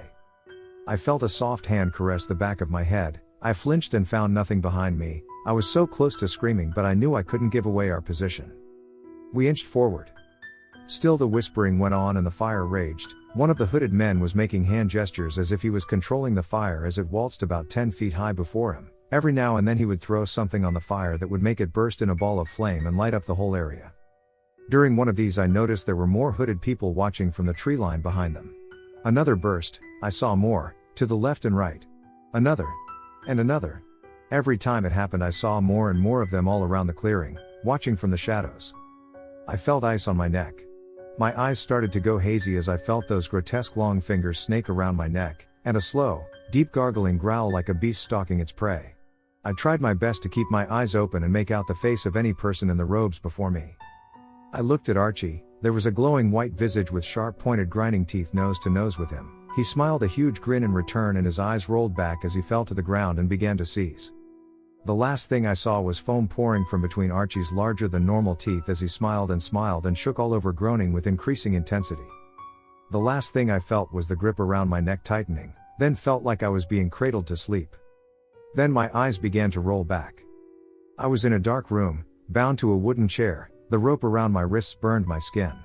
A single black candle cast a faint glow. There were 7 hooded figures lined up in front of me, one waving some kind of incense that smelled like putrid shit. They began to approach me. I tried to scream. I tried to vigorously free my hands. I felt like I was about to have a heart attack, and then I woke up. Beads of morning dew scurried down my face. I had no idea what the hell happened. I was lying in the damp grass in the center of the clearing. Archie was gone. I got to my feet. My body ached as I tried my best to move myself around to see if there was anything or anyone in sight. There was nothing. No people, no fire, no evidence that there was ever anybody there just hours earlier. The only thing I did notice were some small, polished-looking rounded stones near the north side of the clearing. They were arranged in 2 V shapes, and a circle. Apart from that there was nothing, not even any sign of a fire. I sat on a stump for a few minutes. I needed strength in my legs. I didn't even know what time it was. I started heading back to the trail and then to Oakwood. I assumed Archie bolted and took the car, but when I got the entrance in my sight, the car was still there. There were people standing by it. One looked very familiar, and as I got closer my worst fear was realized. William stood by the car smiling as he watched me walking towards it. "New car, Cammy?" He smiled as he asked, knowing full well it wasn't mine. Apparently the owners phoned the police about a car blocking the entrance. Why a detective chief superintendent would have responded to that call would be beyond most people, but I knew exactly why he was there. "It's not my car actually," I replied, shaking my head. "Well, we'll get this car towed then, buddy. See who picks it up," he said, still smiling. "In the meantime, why don't you hop in my car? I think we should take a drive. I have an update on Julian's case." I agreed without a word. I just climbed into his car, happy to feel the soft leather seat. I sat with my head in my hands as Williams got in next to me. He turned and stared at me for longer than felt comfortable. I could see him in my periphery, but I did not respond. He then gave a chuckle and started the engine. It purred loud as we pulled out of the camp entrance. "So, Cameron," he started. I already felt sick at the possibilities of what was to come. He continued, "What's this all about? Spending the night in some woods, creeping around a campsite?" I lifted my head and looked straight forward, noticing he wasn't driving towards the town. "I was looking for Julian. I must have passed out or something. I haven't been sleeping well." Williams looked at me again. His massive form seemed almost too big for the car. He gave me the fear. "Ah!" he exclaimed. "Well, that's good to see, such dedication." I looked at him for the first time. He was still smiling. "Where are we going?" I asked nervously. "Just taking in a little scenery. Calm ourselves down a bit, it's been a long night for both of us, William said, his eyes darting between me and the road.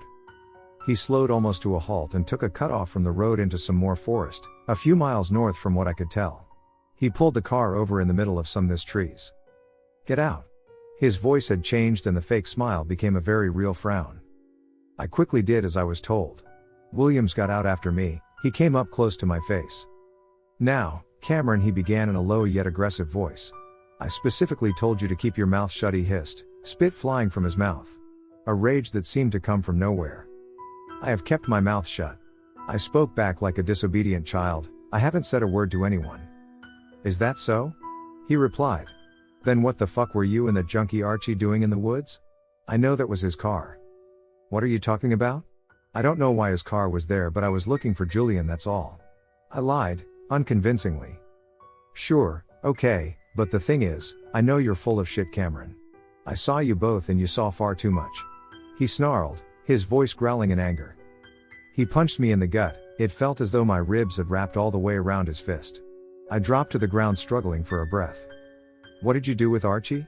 I managed to push out between deep, labored breaths. I don't know where he is, probably away buying some heroin, the fucking scumbag.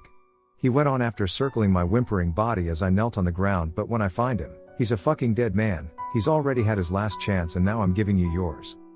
He brought his fist down and hammered the back of my neck. This is the last time I want to have to tell you this, keep your fucking mouth shut and don't go looking around in places you have no business being. He turned and took a step towards his car and opened the driver's door. Cameron? He called as he sat inside. I looked up at him, defeated in body and mind. I almost forgot. If you want to see your son alive, do not fucking cross me ever again. He slammed the door and sped off, leaving me broken on the marshy soil. I wanted to scream at him, I wanted to get up and kill him, but I had absolutely no fight in me. I lay there sobbing for the longest time, I didn't know what I could do next, if anything. Entry 5. The rolling heads. I woke up, I checked my phone, 1:51 a.m. I felt sick, the painkillers I had were making me drowsy, but my insomnia would always prevail. The feeling they gave me was horrible when I would wake in the middle of the night. Usually it helped to get up and eat something, but I was especially sore this night. It had been 6 days since I saw Williams at Oakwood. Whatever happened the night before had left my bones and my whole body in agony. I struggled to walk, I struggled to eat, I struggled to piss.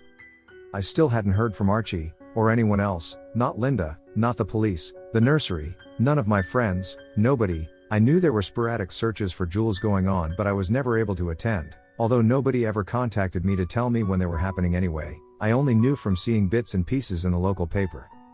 I felt completely isolated. I couldn't think why Linda of all people wouldn't have came to check in on me at least once, not even wondering why I wasn't looking for our son anymore. I spent most hours of the past few days in bed, awake. I would get an hour or two sleep here and there, but even falling asleep had me scared. I was having these horrendous recurring nightmares about the woods, about the dark room I was in, the faces I had seen often hiding, watching my every move, getting closer as the days went by. I kept hearing whispers and chanting when I was about to fall asleep. When I would close my eyes, I would see that dim glow through the trees and I would start getting closer against my will. Then at the last second a rope around my neck would pull me up and I would be swinging for a branch. What another body in the woods. The chanting would get louder as the life slipped away from me and my eyes grew dark and heavy. Then I would wake up. Tonight I woke up to a different dream. I'm sure it was a dream. Honestly, I hope it was. I was laying in bed. It was just after 11 p.m. and my TV shone a soft pale glow around my room as it sat on Netflix while I done the usual, spending about 2 hours looking for something to watch. As I flicked through seemingly endless titles nobody had ever heard of, I heard a thud, like a bag of sand falling from height. It came from outside, so I ignored it and continued. I heard another thud, then another quickly after. I turned my head to face the window wondering what it was. I heard another 2 or 3 in quick succession. This was followed by a kind of scraping sound, not like metal or stone or wood, it was like someone was dragging a bag of meat across the road. I heard more.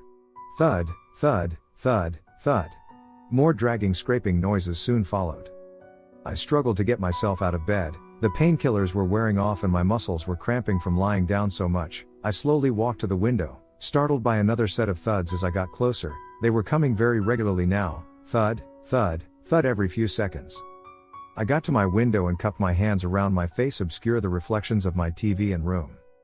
There were severed heads, rolling along my street, Every one of them had their eyes open wide staring directly at me as they rolled along casually, some of them smiling and laughing, some of them scowling and baring their teeth at me like a dog. All of them rolling in the same direction. Towards the woods. I took a step back. Thud. A loud noise from behind me almost made me collapse in fear, as I heard the slow dragging sound start towards me. The next thing I know it was 1:51 a.m. and I'm in bed, drenched in sweat. I couldn't tell if it was real or not. My dreams sometimes bled into reality and vice versa. Sometimes I would black out and wake up in a different room. It always seemed like everything was telling me to go back to those woods. Something I didn't want to do, but when I got my strength back, I knew I probably would end up back there. I would rather die trying to save my son, than let this fucking weird cult or whatever they were get away with it. 6 a.m. and someone has been banging on my back door for almost half an hour now. I eventually managed to get myself downstairs and I see a silhouette through the frosted patio glass. "Who is it?" I shouted, acting like I was still strong enough to take on any intruders. They knocked again. "Cammy," a loud whisper came through. "It's Archie, let me in." I quickly opened the sliding door. Archie fell inside. He had his ear against the glass listening for my response. He probably didn't think I would just open the door. "Fuck," he moaned, as he picked himself up. "You could have warned me." I wasn't interested, I just went back and sat down. "Shut the door, what's going on? Where the fuck have you been, man?" I asked, annoyed but glad to see he was alive at least. "Cammy, I had to leave you, I'm sorry, I didn't want Williams finding me." I looked at him. "What, so you just left me? I tried getting you up but you were kicking me and screaming and shit. I went to get the car but I saw Williams rifling through it like he was looking for something, so I went a different way and I've tried to stay out of sight until I could find anything else out," he explained. He seemed genuinely apologetic in his tone, but at the end of the day, he still left me lying in the woods. "And did you find anything out?" I asked. "I did, Cammy, you won't believe this shit, man," he said, standing up. My ears pricked up. "After this past couple of weeks, I don't think I'll ever doubt anything again. What did you find, Archie?" Now more interested than ever. Archie began when I left. I went home, my house had been ransacked. I think it was just a message. Nothing was taken, so I'm assuming they knew from the start we were working together. So, I went to Inverness to my mum's house to lay low. I borrowed her car and drove through during the nights. The first place I went was the cemetery where Ben was buried. He made air quotes with his fingers when he said the name Ben. I dug up another 2 random graves in the stillbirth memorial site, both had dolls in them. He looked at me dead in the eyes. "Whoever is involved in this cover-up, it must go pretty high up. There's newborn babies being taken from expectant parents, God knows what for, and nobody has ever even mentioned it." Then, I checked the dates on the graves. There have been stillbirths buried there on the same month every year. The farthest back I saw was over 30 years ago. Of course I didn't check every one, there wasn't much time. He paused and waited for my reaction. I was dumbfounded. Over 30 years babies had been taken from their parents at birth. "I don't even know what to say, Archie," I stuttered. "That's absolutely fucking insane. What else did you find?" I asked eagerly. He sat down again and continued. "Well, the night after that I waited outside the police station to see if Williams came out. I got there about 10 and sat low in the car and watched. I didn't see him, but I saw that black van you mentioned leaving the car park. There were 2 people inside." He pulled a crudely drawn map from his coat. "I followed it for a few minutes, then the next night I waited at the place I stopped the night before to see if it would pass again. Sure enough, it drove right by me, so I followed for another few minutes. Bit by bit I followed it night after night. It goes out of town every night at the same time. I managed to follow the lights from a distance while I drove behind. There's a cut-off into the woods from the road about a mile past Avi Locken on the A9. It leads to winding crossroads in the woods. I couldn't go too far in, but I stopped and watched until the lights disappeared, and I've drawn a kind of map to where I followed it to." He handed me the map. I studied it and then asked, "So what happened after that? Did you find out where it leads to?" "Fuck that, I came straight here. We need to go together," he said, clenching his fists as if he was giving a motivational speech. "Okay, well, we can't right now, I can barely move, but I'll try and get myself fit again and we can go from there. In the meantime, I'd suggest you lay low at your mum's again," I said, getting myself to my feet. "Come back down in a couple of days. I don't want to start using phones and shit. I don't know what these people have planted in here. There could be anything." Archie nodded. "No worries, Cammy. Get yourself better and I'll see you soon." He left seconds later without another word, and I dragged myself up my stairs, bones aching and muscles cramping. The painkillers lay on my bedside table. They made me feel like shit, so I was probably going to have to give them up for a start. Just try and power through the pain, try and walk more and get my muscles working. That night I fell asleep about midnight. I had a dream where I was strangling Julian while hooded figures stood in a circle and laughed maniacally. I cried and cried as his lifeless body dangled from my tightly gripped hands. I woke up half an hour later. Thud. Thud. Thud. I knew that sound and I did not want to see that again. I pulled my cover over my head and turned the volume on my TV up. Why was I being tormented constantly? I lay awake for hours just listening to the thuds and dragging sounds. It was like the TV was incapable of drowning the anything out. My body screamed for painkillers, my mind screamed for peace and quiet. I wished I could just sleep, just one night. I made it through the next 2 nights feeling progressively worse. Archie visited but I wasn't ready. I told him to maybe try again in a few days. I wasn't optimistic though I would try my best. The following 3 days and nights were much the same, in constant pain and no sleep, usual recurring nightmares. I was beginning to feel like I had lost my mind. I was vomiting, couldn't eat, my eyes were bloodshot and sore, but finally I was able to walk without screaming in pain or needing painkillers. Archie arrived again. He had a very different expression on his face, one of fear, of a man driven mad by some traumatic event. He came in and sat down. "Archie, what's wrong?" I asked him and he stared into space. "I went to the place during the day, Cammy. I don't know what it is, but there is evil there." I could hear shrill screams of pain and anguish. The smell of rotten flesh filled the whole area and there were burning pits still smoldering. There were things inside them. I hope it was just animals, but I'm scared that it wasn't. He put his hands over his face. "We should maybe go back during the day just to check it out, so I can have a look too and we can come up with some sort of plan," I suggested tentatively. "Yeah, that's probably a good idea," he agreed after a few moments of silence. "Should we bring anything with us?"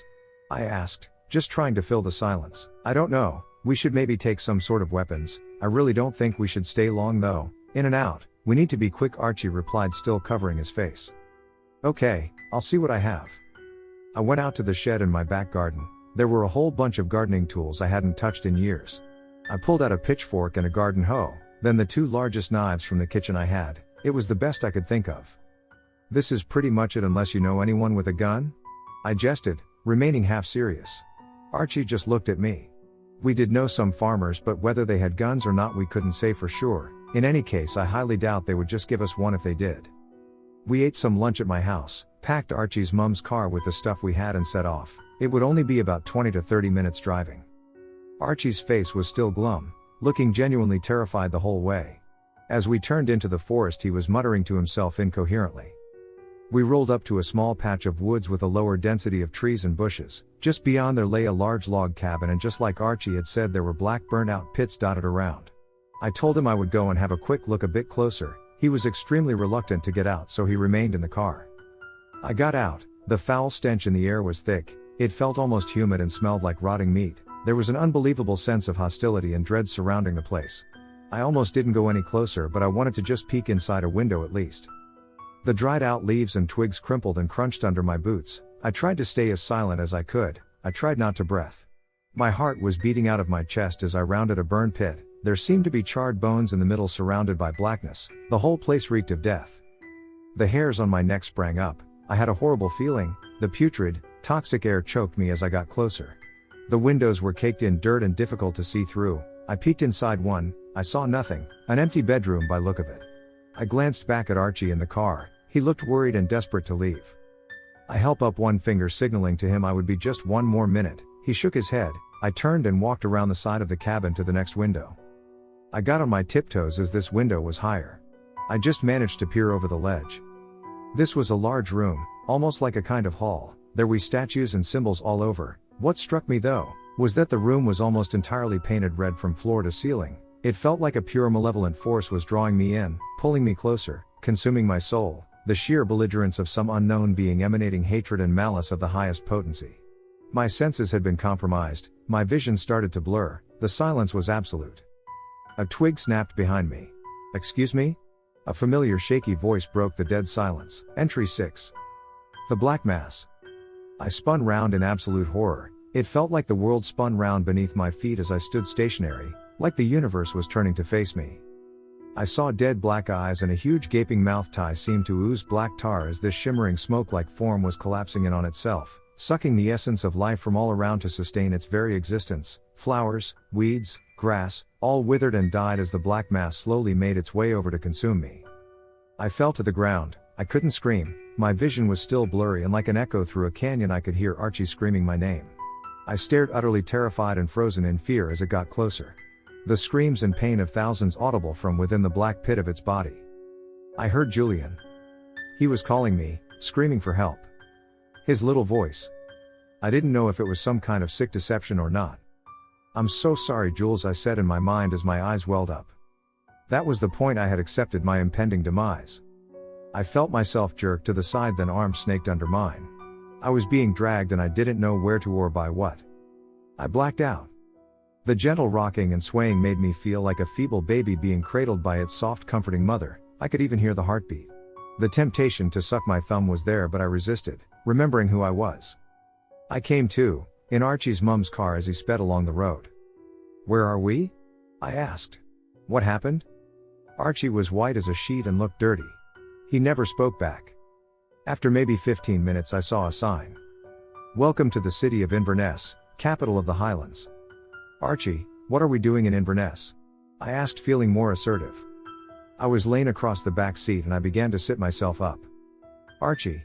I raised my voice a little. "Why are we in Inverness?" Archie looked in the mirror at me, his eyes were bloodshot and damp, he had been crying. "Because it's away from that fucking place, that's why," he shouted back. I never challenged him on it, he seemed pissed off and I never had the energy. We arrived at Archie's mum's house 20 minutes later and went inside. His mum barely even acknowledged our presence. She was an old miserable woman. I never liked her even when we were young. She would hit us and scream at us. Supposedly she was a suspect for a double murder when we were 5 or 6 years old. We never understood much about it at the time, but she never went to jail, so I can only assume she never done it. It never made me believe she wasn't capable of such an act though. She was truly a horrible person. Even Archie called her the witch. We went through the hallway to the spare bedroom and Archie told me to get some sleep. I rested but couldn't sleep for the life of me, much as I wanted to. As broken as I was, I still could not sleep. I lay staring at the ceiling for what seemed like days. It gave me time to process everything that had happened. I hadn't heard anything from Linda. If I'm honest, I was a bit worried. I have to try and contact her somehow. At some point, I had to know if she knew anything or found anything out. Archie came in, a good 5 or 6 hours later. "Cammy, whatever that was we saw, we need to try and forget about it. Just forget it as best as we can and move on. We can't go back there. Ever." I looked on, still deep in thought.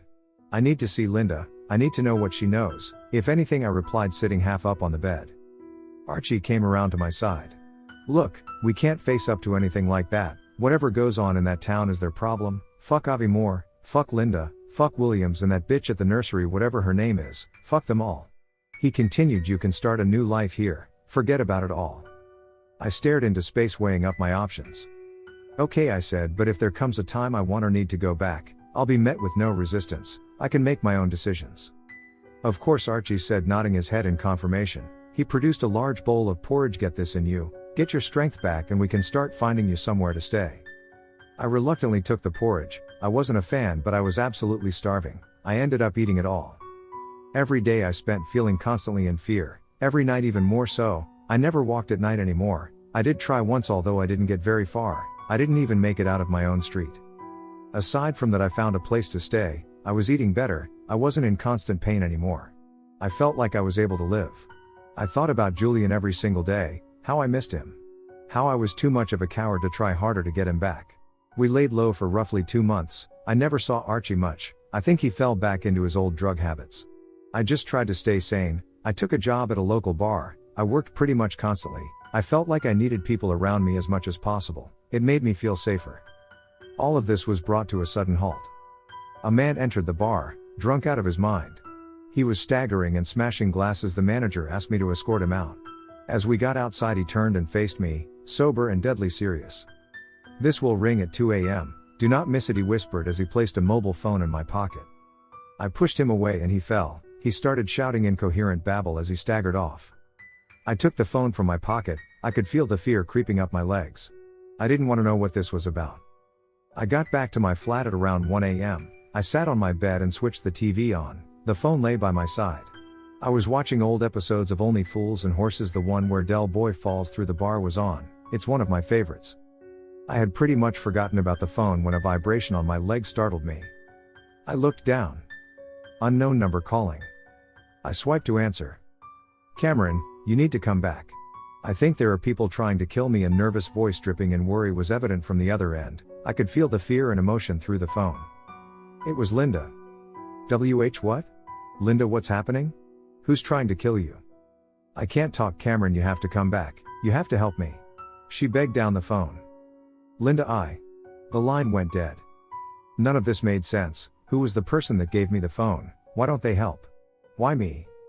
I desperately did not want to go back, but what else was I supposed to do? Maybe she knew something about Julian. The next morning I went to Archie's mom's house. He was in bed wasted. I slapped the shit out of him until he woke up, poured water on his face and bundled him into the back of the car. Whoa, what the fuck is going on, man? He screeched, sounding like he was mimicking a line from a Cheech and Chong movie. What the fuck is going on, Archie? Is that you're a fucking waster and you're never gonna get better if you don't face your demons? Linda phoned me last night and I realized that no matter what I do and for however long, this will always stick with me until I fight back. I explained seemingly to a brick wall with mustache. My words were in one ear and out the other as he stared blankly at my face. Archie, liven the fuck up, man. Wake up. His eyes were falling shut. I reached in and slapped his legs. Wake up, Archie. I shouted much louder. Where are we going, man? He asked, as if he hadn't heard a word I had said. I told you Linda phoned. She needs help. We need to help, and if I'm going then you're going. Staying here is just killing you anyway. I exclaimed, still with a raised voice. Okay, whatever. I'm just gonna shut my eyes for a minute, Archie mumbled as his head rolled around and settled on a bag in the back seat. I pulled into the car park. I turned and punched Archie in the balls. Fucking wake up, idiot. I screamed. He lifted his head, apparently not feeling the punch. Where are we? He muttered, rubbing his eyes. Hold on, what the fuck are we doing here? He said nervously as he saw we were at Inverness police station. What have I done, Cammy? Why are we here? He continued, beginning to quake. Archie, listen, does your uncle still work here?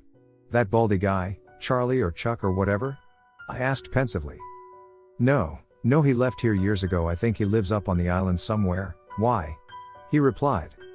Well, do you know anyone high up here? Anyone at all?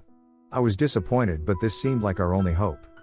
I don't, but my mum knows the chief inspector, I think. I think he's the chief inspector anyway. He spoke like he was confused at his own words. Go in and ask. In fact, I'll do it. What's his name? I said hurriedly. Archie thought for a moment. It's either Buchanan or McAllister.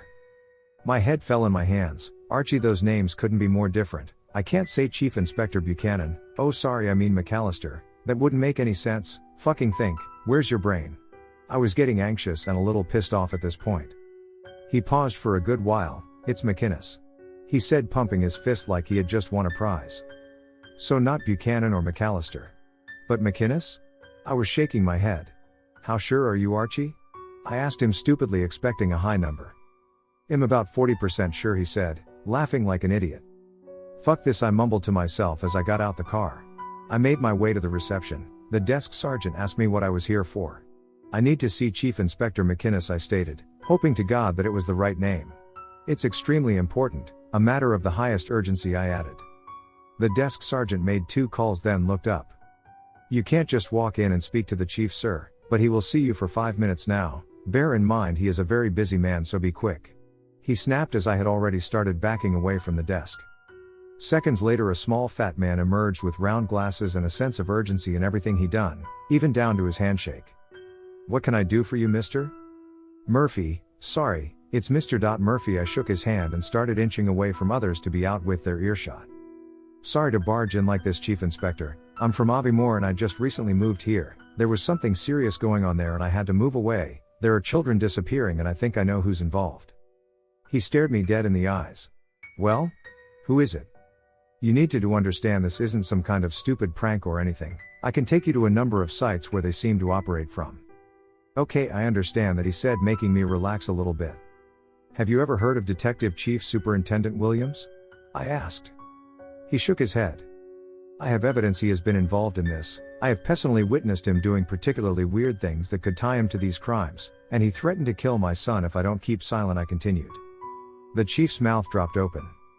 Also, the head of my son's nursery and some of the staff and doctors and nurses are all involved, I'm sure. Now I think he has my ex-wife captive, possibly, and she phoned pleading for me to come and help her, but I need someone with your kind of experience and your manpower to help me. I'm honestly scared to go back. Could you wait there 5 minutes? The chief said. Less than 5 minutes later he rushed out with a bunch of stuff, files and other pointless articles. He jumped in a police van after loading up his bags and folders. If this is true, we had better go right away. We'll blue light to the place. I'll head for Aviemore. You just keep me on the right direction. We will get to the bottom of this, Mr. Murphy, and if you could just follow behind me, he said to Archie, who was still a little shaken up. Mr. Murphy, would you please come with me? I nodded in agreement, though I questioned Archie's ability to drive given his current state. There's nothing I hate more than an officer sworn to uphold the law taking advantage of their position and committing ungodly sin against their brothers and their communities, McInnes said as we pulled onto the road. The drive was awkwardly silent most of the way. It was getting dark and I kept checking in the wing mirror to make sure Archie was keeping up and hadn't veered off into a ditch. It took about 50 minutes and we had reached Aviemore, Archie still swerving behind us. I was about to speak when McInnes took a sharp turn off the road. So this cabin was up this way? He asked. I look on the mirror, Archie's lights followed obediently. Yeah, up here toward the crossroad, then it's a kind of hairpin turn to the right, I replied. Something wasn't right. We made the turn and I checked the mirror, I saw Archie follow again. So left here then just follow this road? McInnes asked. Yep, just follow it all the way, the trees will start to clear up. Something definitely wasn't right. And I just realized what it was. I never told McInnes about the cabin. As we rolled ahead I watched Archie's headlights bouncing along the trail. It had just hit me like a ton of bricks and he had no idea. My hair stood on end. I saw McInnes at the side of my eyes, his menacing look straight forward. I could tell, he knew that I knew. This was it. There was nobody we could turn to now. We slowed. The lights of the police van illuminated the cabin just ahead. There were people dotted around, people in robes, a couple of small fires and a large black transit van, with a strange red W symbol on the side. There was a lump in my throat. I closed my eyes as we stopped. Entry 7. The Demons of the Lake. Some of this entry may be very disturbing. It has been very distressing to me having to recount these memories, and I apologize if anyone reading feels as sick as I did writing this experience down, but I had to stick with the truth. The door opened and I was dragged out. I heard Archie getting yanked out of the car too. People were screaming at us to stay down. I felt my face crunch as a large boot connected with a swift kick I never saw coming. I was face down in the mud. I felt numerous kicks and punches all over my body. I ached all over. It felt like the beating lasted for hours. I honestly thought they would beat us to death right there. Bloodied and bruised we were dragged into the cabin, into one of the rooms. It could have been the bedroom I saw before. It smelled like shit and death. There were 4 heavily soiled mattresses in the room with a number of shackles cemented into the wall over each one. Our hands were shackled and we were forced to lie in one of the rancid beds. For days we were starved, beaten regularly. Sometimes people would come in and piss on us, piss on our wounds, and since this log may be the last thing I ever write, I have to be honest, they would make us go so long without water that sometimes when they pissed on us, we would try and sip some off the floor when they left, just so we could have something to drink. I have never felt so ashamed of myself in my life. This had us at breaking point already and things were only just beginning. I begged and pleaded for them to kill me every time someone would enter the room. They had a doctor come in, cloaked and hooded to check on us, make sure we don't die. We were given just enough treatment and care to force us to live this hell against our will. What made things worse was whenever Archie fell asleep, I envied him so much. I hadn't slept in 3 or 4 days and sleeping seemed like the only escape, the only release, but no matter how much I tried, it would never come. 24 hours a day of pure suffering. The chronology of events here is rather hazy, so I will describe certain events as best as I can, but some of them maybe have taken place before or after others. I will describe them as I remember. One of the days Williams took me outside. He wanted to talk to me, although not much talking took place. He made me walk on smoldering logs and coals from the burn pits. He said it was to brace me for the fires of hell. Bearing in mind I had almost zero strength in my legs, it took me several seconds to take the 4 steps required to clear a pit. By the end I had giant blisters and almost no skin on my feet. I was then made to walk through the mud back to the cabin. Before we got there, he laughed and stopped me. Oh, ha ha ha, I almost forgot. Do you remember this? He chuckled, pointing to the black transit van. I stared at the van, then him, and nodded slightly, wondering why he was asking. I know you were trying to see in the back window. You want to see what's in there? I really didn't, but of course he dragged me over anyway. Check this out, he said in a proud manner as the door swung open. It chilled me to the bone. The fact he was driving this thing around and nobody could do anything about it. It disgusted me to my core. I retched, but I had nothing to vomit up. The van also smelled like shit and death. There were 3 tiny mattresses also with chains, but the really disturbing thing was the dirty soiled baby's crib, which also had tiny shackles on it. I had to look away. Then he dropped a bombshell on me, one which made me suffer more than any pain I was currently experiencing. Julian was right in this van at the nursery when you were there. You were within 3 feet of him and you didn't even fucking know it. He broke into a huge fit of laughter and slapped me on the face so hard I could feel it throbbing. I broke down as he dragged me by my feet back to the room and chained me up again. On another day we were dragged to the Red Hall. Beautiful choral voices sang hymns to an unknown god. They would drink from a large chalice and talk about blood sacrifice while in some sort of prayer. We were made to watch. These sermons, if you could call it that, or rituals, would happen almost daily. We would be made to watch animals being slaughtered, although one of the times they had a delirious drugged man. They cut him open and began to pull out his organs and bite into them as if they were bobbing for apples. We were brought here a number of times and we were always made to watch. Sometimes they would stick red hot pokers into our skin and inhale the smoke that rose from our flesh. I'm not entirely sure when this happened. It could have been the day when William showed me the van, which makes sense, but it doesn't link up in my head. Archie and I were lying trying to speak to one another. Williams came in. He just stood watching us, probably trying to think of other torture methods. We lay in silence. He spoke up. "One day, Cameron, soon, you will have the privilege of dining with the devil himself." "Oh. Like father, like son." He began laughing again like a maniac, staring at me wide-eyed and nodding as if I was supposed to know what that meant or find it funny. "What the fuck do you mean?" I spoke back, throat gritted, broken teeth. "Oops, didn't you know? Oh, I shouldn't have said anything. Silly me." He gave a sarcastic chuckle. "Your very own son, Julian, had a once-in-a-lifetime dinner with the devil. Lucky little bugger. I never got to witness the Lord in all his glory until I was in my 40s, maybe 50s actually." He stared wide-eyed at me, dying for me to ask the question. "What do you mean? I don't understand. Is Julian here? Is he alive?" I said, confused and worried. He laughed again. He walked over and stuck his boot on my throat and gradually increased the pressure. He laughed even more wildly now, seeing the fear in my eyes. "No, he's not here." "Excuse me, I must rephrase what I said. When I said he dined with the devil, I actually meant, he was dined on by the devil." He burst out laughing like a madman again, as if it was hilarious in some way. His foot never released me. "I won't give you all the gory details, not yet anyway, but let me just tell you, he was delicious. We cut him into pieces and ate every single bit of him the very same night he went missing. We even boiled his bones to make a beautiful gravy stock. A good chef never wastes a thing." He winked at me and with a sudden increase of force on my neck he let go and kicked me in the gut. "Sweet dreams, boys," he said as he whistled and walked casually out the door. I lay there terrified, thinking of my son's last moments, how scared and alone he must have been, wanting his dad to save him, and I couldn't even do that. I hated myself. I just wished I was dead. One of the last days Williams entered the room. He was excited. He kept dancing around and talking about how it was almost time and he couldn't wait. We had just finished a savage beating. We both had next to no teeth left. Archie got it slightly worse than me, I thought. His eyes were closed over, swollen. Actually, his whole face was swollen. He hadn't eaten in almost a week and he would just lie there not making a sound while they beat the fucking hell out of him. His body and mind had given up. This day Williams was in a good mood for some reason. He pointed one finger out and alternately pointed to each of us and sang, "Eeny meeny miny mo, it's Archie's turn to be let go." His finger landed on Archie with the word go. I can't even say how confused I was at this. What did he mean? He picked Archie up like a bag of potatoes and stood him in the doorway. "I'm gonna miss you, Archie boy, but it's time you were set free. You don't look too good. It's the blood moon tonight and I'm in good spirits. You know, I'm feeling generous," he said, smiling between both of us like some kind of lunatic. Archie's legs wobbled. I couldn't really make out his face. It looked like he was smiling. I'm hoping he was smiling. "That's it, Archie boy, you can do it. Stand up tall, son," he whispered as he began to release his arm from Archie's waist, which was steadying him. "You gonna say goodbye to your friend Cammy here, sometime today, please?" he shouted beside Archie's face. Archie struggled to lift his hat and arm. He made an attempt at a wave and a somber grunt, which I expect was him saying goodbye. "Ooh. One last thing, Archie."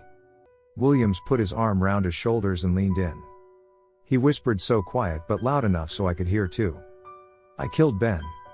With that last word he raised his other hand and plunged a blade into the side of Archie's neck and threw him with great force onto the floor beside me. Claret consumed the floor as the blood decanted from Archie's jugular. He barely even moved. He didn't try to resist. He just gargled blood until his eventual end. I tried to scream but I couldn't, I just cried more. By the time I looked up, Williams had already gone. He left me sitting with Archie's dead body all day and night. His clotting blood was all over the floor, all over my mattress, some on my legs. His lifeless body just dumped like a piece of rubbish. It still looked like he had a smile. He was released from this hell, and he didn't have to suffer anymore. That was the only comfort I could take from it. That night I lay there awake as usual. Archie lying in front of me stiff as a board, coagulated blood marbled the floor. I felt sick and exhausted, boots marching along the hallway to the door. It sounded like an army. The door opened. 7 hooded figures stood before me in the hall, the light dashing in like a halo above their heads. It's time one of them spoke. It didn't sound like Williams, it was possibly McInnes, but I wasn't sure, not that it mattered. I was unshackled and dragged to my feet. There was still a lack of skin on my soles, yet I was made to walk the whole way. My bones felt fractured, my stomach empty, my head was pounding. I'm sure I had infections of some kind, probably everywhere. My breathing was shallow and painful. As we walked they chanted in whispers, a language I had no way of understanding. The one at the front held a staff with a star and cross-type insignia on top. The choral voices rang from the end of the hallway in the blood-red hall. The double door was closed. The red slit of light emanating from the middle of the doors made them look like a large serpentine eye. The doors opened as if by magic as we got within 2 steps. The choral singing got quieter, whispered mantras and muttering filled the hall as we walked down the center aisle. There were easily 60 or 70 people seated. Maybe 10 stood on either side of the altar. I was taken forward to where a table lay. I was hoisted up and shackled in, my wrists and ankles burned as they were tightened. A hooded man made his way to the altar and spoke. Brothers, sisters, we are gathered on this night to fulfill our duty to our Lord. The witching hour is looming, the blood moon above, take this gift of blood, we offer thee with love. The man cut my palm and blood rushed into a small chalice. Once full they placed it on the center of a pedestal. The 7 stepped forward and drank. They pulled their hoods back. I saw before me my doctor. It made me wonder about the painkillers I was prescribed and the detrimental effect they had on my entire body. A man whom I was unfamiliar with but recognized as a teacher from the school we had planned to put Julian in that year. Carolyn, the owner of Julian's nursery. DCS Williams. Chief Inspector McInnes. As I made my way round the faces drinking my spilled blood, I could not believe who I saw. Next was Archie Mum. She drank and smiled a toothy bloody grin at me. And last, the hood fell back. I died another death. Linda took the last sip. My head fell back and I cried with dry eyes. There was nothing in me to make tears anymore. Why did you do it? How can you have done this to our son? I whimpered, barely audible. Yes, I was a coward and I should have screamed and shouted and cursed them all, but what was the point? They didn't care. I was a dead man anyway. The hall fell silent. An 8th hooded figure stepped forth, seemingly out of nowhere. It's time, a low growling voice spoke. He is ready for the ritual under the stars. If accepted, he will be taken to the lake to be judged, the voice continued. It seemed to come from above, or below, it came from everywhere. I could feel myself being drawn to the blackness under the hood. With more whispering mantras and chanting, I was carried by the 8 on their shoulders, exposing my naked bruised body to the deep chasm of space above. The stars looked different tonight, like they had rearranged in a way that was scrutinizing my every thought and emotion. I was an empty vessel. I could see the green clearing just ahead. There was a large fire and people dancing around it, throwing things and making it spit and dance higher than ever. I was placed on a bed of stone, looking to the sky. The clearing fell silent as the hooded figures gathered around my body. They whispered evil-sounding words in that weird language. They held ceremonial blades and staffs, all with the cross and star insignia and the W symbol I had seen so many times now. The dark shrouded 8th figure led the proceedings. He would chant something, the fire would rise and the others would whisper a refrain in unison. I lay there waiting to die, watching the stars, wondering what it was like out there. If when I die, will the secrets of the universe be known to me? Will there be an afterlife, or would everything just cease to be, forever? The fire raged on and I thought I could see the stars moving, aligning themselves. Black candles that circled me lit at once as if by some kind of sorcery. He is present, he is among us, the 8th man growled in a hushed tone.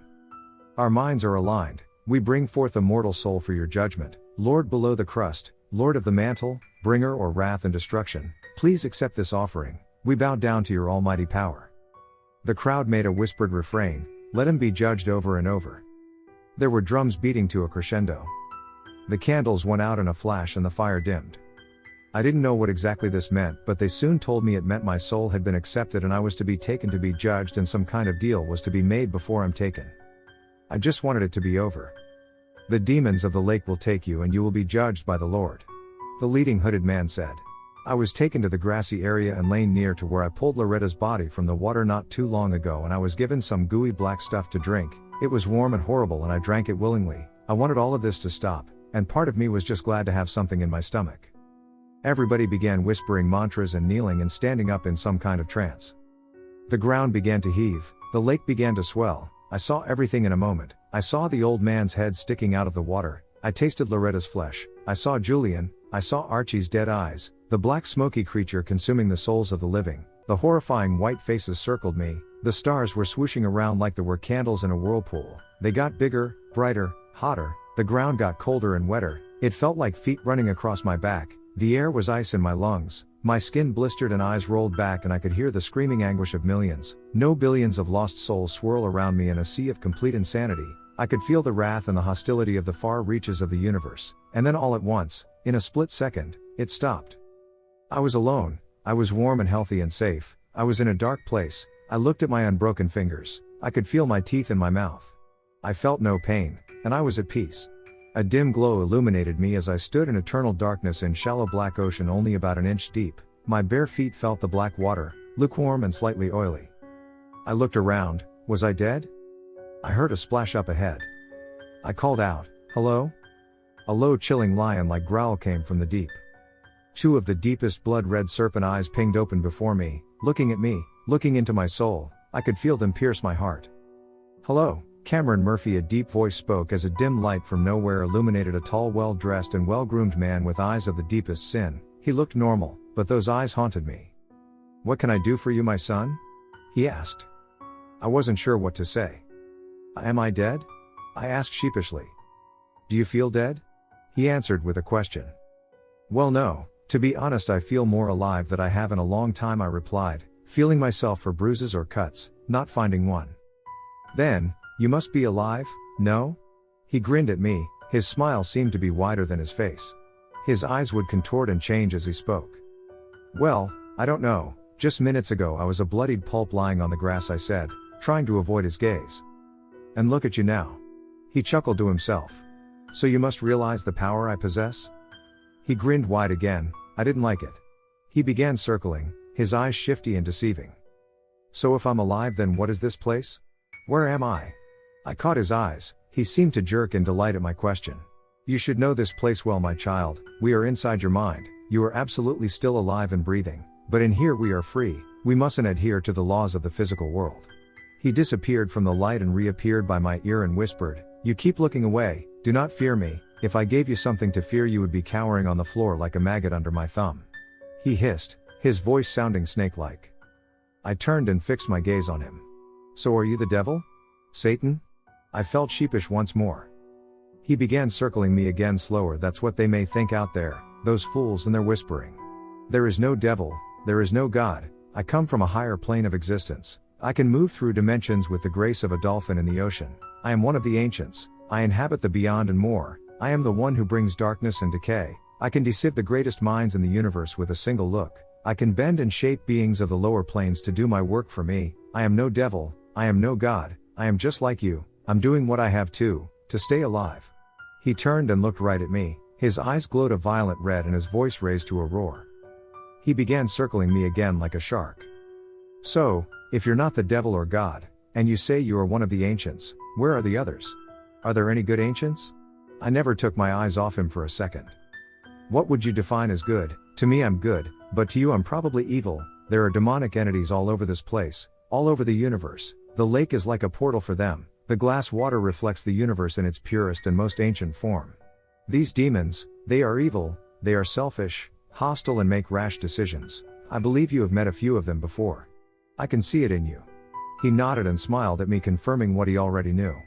But these demons answer to the ancients, they answer to me, and I am not so rash. I have the wisdom of 1,000 worlds, my decisions are careful and always correct.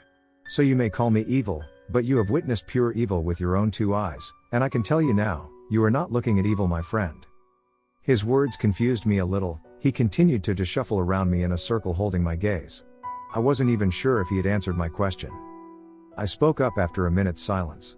So tell me this, do you consider eating human children evil? Because that William bastard told me you dined on my son with them.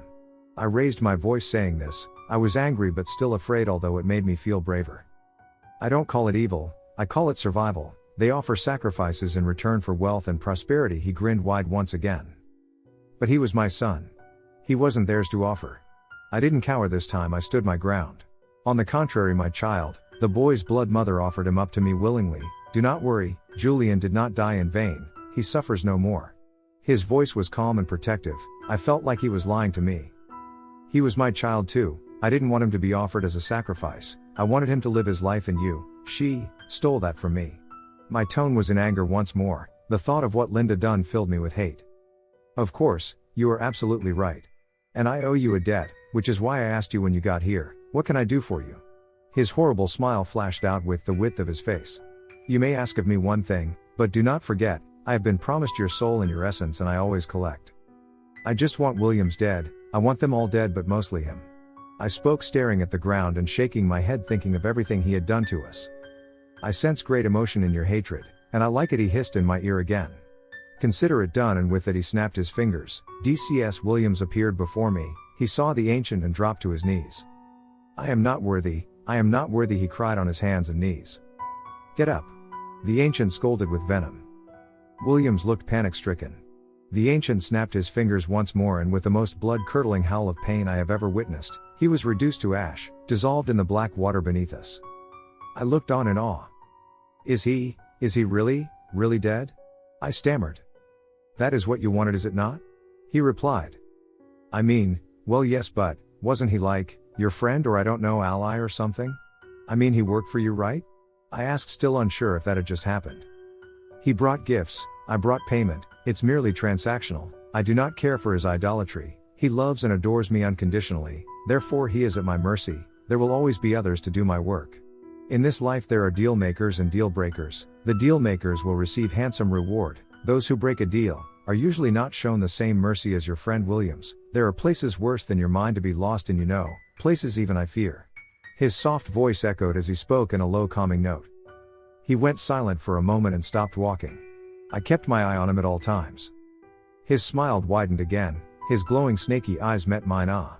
You enjoyed that, didn't you? I can feel it. You are full of hatred and anger. You even hate me. His smile grew even wider, and I'm sure he just got about a foot taller. That's the energy of the universe filling your body and mind with absolute vile hatred for your fellow man. You enjoyed watching him burst into nothing, and I felt it from your emotions. You wanted that to happen to me too. He looked shocked and overly excited now. Why? This is such a pure form of the most beautiful energy, the likes of which I have not seen for millennia. You will go far in my world, my son. I looked straight at him. You said you're a deal maker, then how about this for a deal? You return me to my body, and I will provide you with 6 mortal souls by the end of the week, I said, as I felt like I had just come up with the best plan ever. That does sound tempting. I don't necessarily feel like the whisperers in the woods know very much about how these things work, but you will be giving me 6 souls. Is this all you ask in return? He spoke softly, stopped and looked me dead in the eyes. Yes, I only want to live, and I want a chance to kill every last one of them myself. I snarled back at him, staring right back in his eyes of molten metal. Good, he laughed. The malice is pure, the hatred is strong. You will get your chance, my child, but know this, those who break the deal will be shown no mercy. I can be as evil as I can be kind, but we don't have a week. If you fail to deliver me 6 souls by dawn of the next day, you will spend an eternity lost in a never-ending maze of fear and suffering. Believe my words, I may deceive the pure of heart, but I do not lie when bartering. I believed him, and I was ready to make things right. I was hungrier than ever. My eyes opened and a deep icy breath filled my lungs. The 6 remaining hooded figures picked me up and carried me to the cabin. There was nobody else in sight. Dawn was minutes away, and the sky was a pale purple and red to the east, a deep blue to the west. The paintbrush of the universe was something to behold.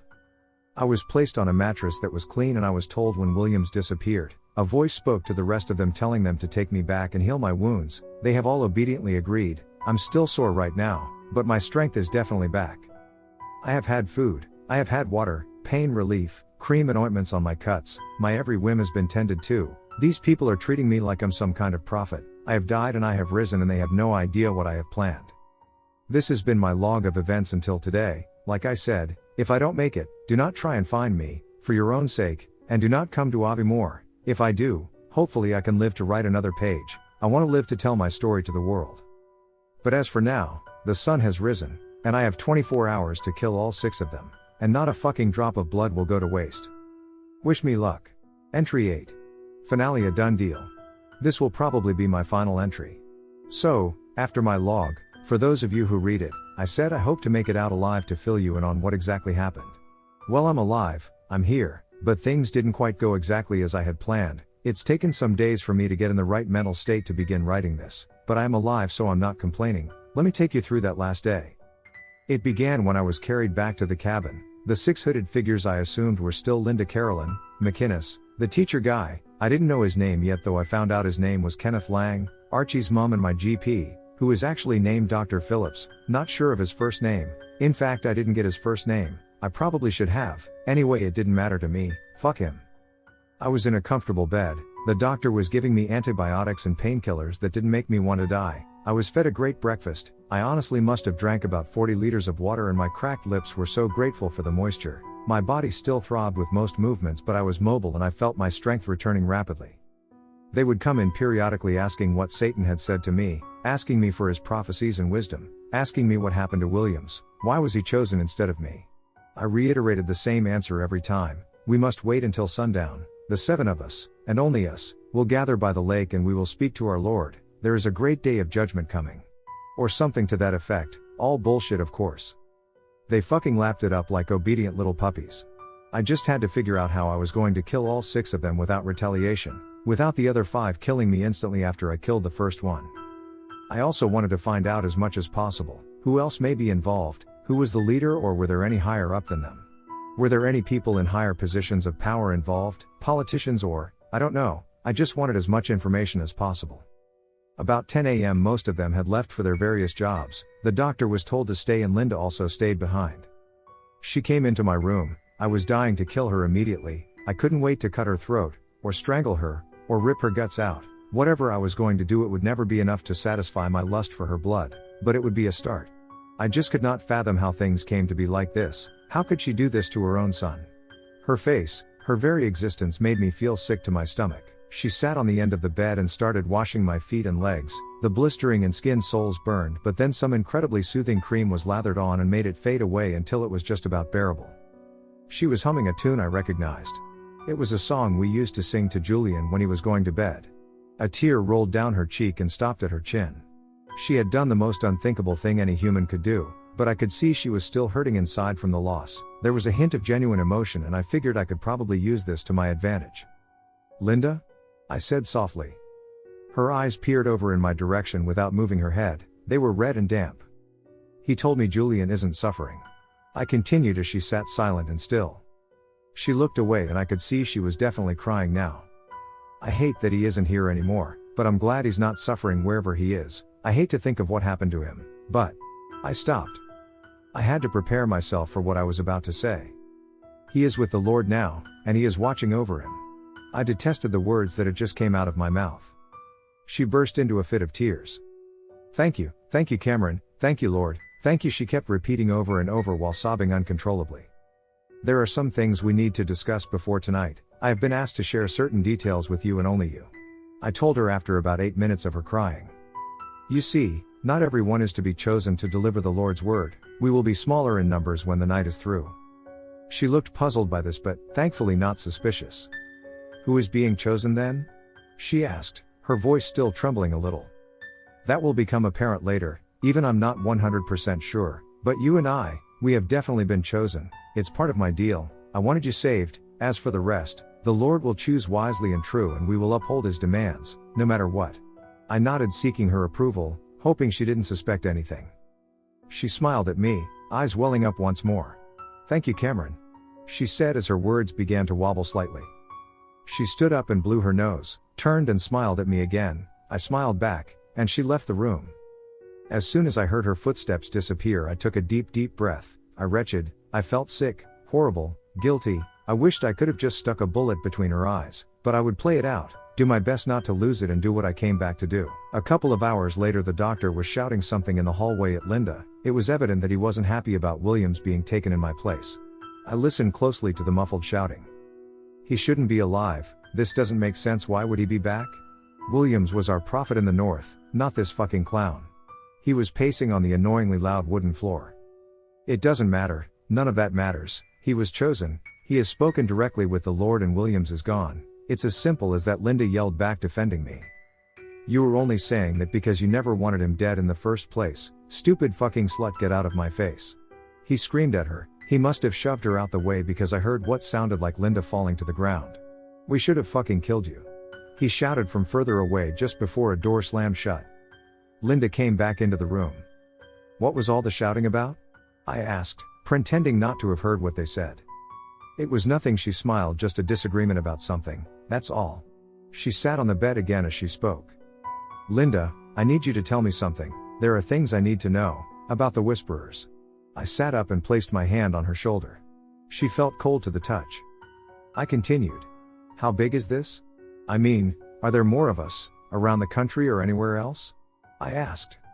She looked down. There are chapters all over Britain, she said in a hushed voice. But most of them come here for the larger masses or the main rituals, something to do with the lake. It's either here or there's another main down in the East Midlands somewhere, but we've never been. She glanced at the door. Okay, so obviously there's police and high up people involved in this. I mean, McInnes, what the fuck is that? Is there anyone else that high up? How can this all stay so under the radar? I hoped I wasn't asking too much, I didn't want any suspicions drawn on me. She waited for a few seconds, glancing at the door again. There's supposed to be some judges, and also some MPs, but I don't think it goes as high as any top officials in Parliament or the royal family or anything. I think it's just enough so there's nothing that gets out, she replied, still keeping herself quiet. Why? She asked, looking confused. Because I had to think of some excuse for asking these questions. Because I'm a prophet, and I've to spread his word and I don't even know where to begin, I just need know where to start, I don't know anything about these people. Oh, she looked once more at the door, there were footsteps in the hallway but they were not approaching. So why was I chosen to be sacrificed? I asked, feeling naive. She looked in my eyes and I could see the sadness in her. I never wanted it, Cameron, honestly I never wanted them to hurt you, but they kept saying you and Archie had seen too much and were getting too involved. I swear I never wanted them to hurt you. She started whimpering. I still love you, Cameron. She flung her arms around me. I reciprocated. To be honest, despite everything, I genuinely felt her pain and misery, and part of me still loved her. I actually felt bad for her in that moment. My feelings of hate for her had begun to wane. She was vulnerable. She probably didn't want any of this. She was hurting and so was I, and in this moment, right now, all we actually had left in the world was each other. Her embrace was comforting and I felt her heart beating against mine. I missed her touch, her smell. I never wanted us to be apart in the first place, and now, I didn't want us to be apart again. I hushed my own voice this time. Linda, I said in her ear. I didn't want to have to tell you this, but I have no choice. She sat back, hands on my shoulders, and her beautiful jade green eyes glared into mine. You need to listen very carefully, this is serious. I continued, holding her gaze. We need to kill the other 5, and we need to kill them tonight, by the lake, before the sun comes up. It's the only way we can get out of here alive. I made a deal. 6 souls, to save us. He already took Williams, and we need to kill the other 5 before tomorrow. My voice trembled, talking about it made me nervous. I had never killed anyone before. She looked scared, she looked round at the door again. Cameron, this is fucking insane, we can't do that. Why can't we just get 5 other people? McInnes can bring in drifters or homeless people or... She trailed off. Linda, it has to be them. It was a deal, it has to be them, nobody else. We do this and we live, and we can forget about all of this. Go back to our lives, maybe even have another baby. My eyes began filling up, as did hers. I don't know, Cameron, how would we even do that? There's 5 of them. I don't know, this seems too risky. Listen, Linda, we have to, otherwise it'll be us, and trust me, you don't want to see the things I've seen. It's us or them, and I don't fucking want to lose you again. I love you too. I pulled her in and kissed her soft pink lips. She was shaking. Okay, but we need to figure this out. This can't go wrong in any way. They're fucking ruthless and they will kill us without a second thought if they have any inkling that we are up to something. Don't worry, we'll make sure we get this done. For us, I said calmly. For us, she repeated and kissed me once more. Memories of better days filled my head. I felt like I was floating when we kissed. She stood up and left the room without saying anything else. I heard a car outside. It sounded like a van, 2 doors opened and closed and I could hear voices approaching the cabin. I decided it was time for me to get up, address my people and begin putting together some kind of plan. It was Archie's mom and McInnes. They had been away to Inverness together, walking alongside Loch Ness looking for potential souls to be offered up to God. A short while later Kenny Lang appeared, followed by Carolyn who was complaining about being late because some parent was stuck in traffic and couldn't pick up their shit-eating little brat as she called the poor kid. I wondered if she ever spoke about Julian that way. I spoke to Linda once more. I had a kind of idea I wanted to run by her. We were gathering for a feast before the big night in about half an hour, so I took Linda to my room to have a quick chat. We rushed into the room, avoiding being seen and spoke in low voices. I have an idea, I said. I'll tell everyone at the feast that we are to go to the fire in the clearing under the stars and then we have all to take our robes off and go to the lake completely naked. I'll make something up about bearing our bodies and souls to the sky and stars. It means they won't have anything on them, no weapons or any shit. Footsteps interrupted us. We held our breath as they quickly got further away. I continued, when we get there, we stab Kenneth and Dr. Phillips first. They are the strongest and most able-bodied. Get it right in the side of the neck. My mind saw Archie at that moment, blood spewing from a gaping wound as he crashed to the ground. Linda listened intently. This will leave Carolyn, Archie's mom and McInnes. Now Archie's mom and McInnes are the oldest, so we can probably fight them off easier. They probably won't be able to run as fast. Carolyn will be next. You have to get her, exactly the same, while I will go for McInnes. After that, depending on where Archie's mom is, we kill her or look for her and bring her back to the lake. Do not kill her anywhere else. They need to die at the lake. I looked Linda dead in the eyes, nodding. Okay, she said, but if we're all naked, where the fuck do we pull a knife from? She asked, waving her hand out as if to say, where are these magic knives? I was actually pretty stumped. One of us will have to run over, take 2 of the ceremonial blades and hide them next to something obvious to us, like a certain rock or tree stump. We won't be taking any knives of staffs with us so they won't notice, I replied, just as more footsteps approached, then disappeared towards the Red Hall. By one of us, I mean you, of course, I added. She nodded her head. Okay, I should make it back for the feast if I leave now. We hugged, kissed, said I love you, and quietly exited the room. Linda went to grab 2 knives and I waited. She would be 20 minutes max, and when she returns, I will be headed for the Red Hall, following the whispers again. The dark corridor was unsettling and familiar. The red slit down the crack of the door seemed to stare at me with almighty malice. I took a deep breath, and I opened the door. A whispering din filled the Red Hall. A table was laid and 3 hooded figures sat on each side with a chair at the far end underneath a Baphomet statue. There was a feast fit for a king waiting. The cooks had obviously been extremely busy. I walked slowly to the head of the table, feeling every eye on me as I moved. I stood in my place and spoke.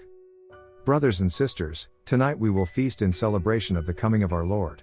He has spoken to me, and I have his wisdom and prophecies to pass, only to the 6 of you. They sat with heads bowed and hands clasped.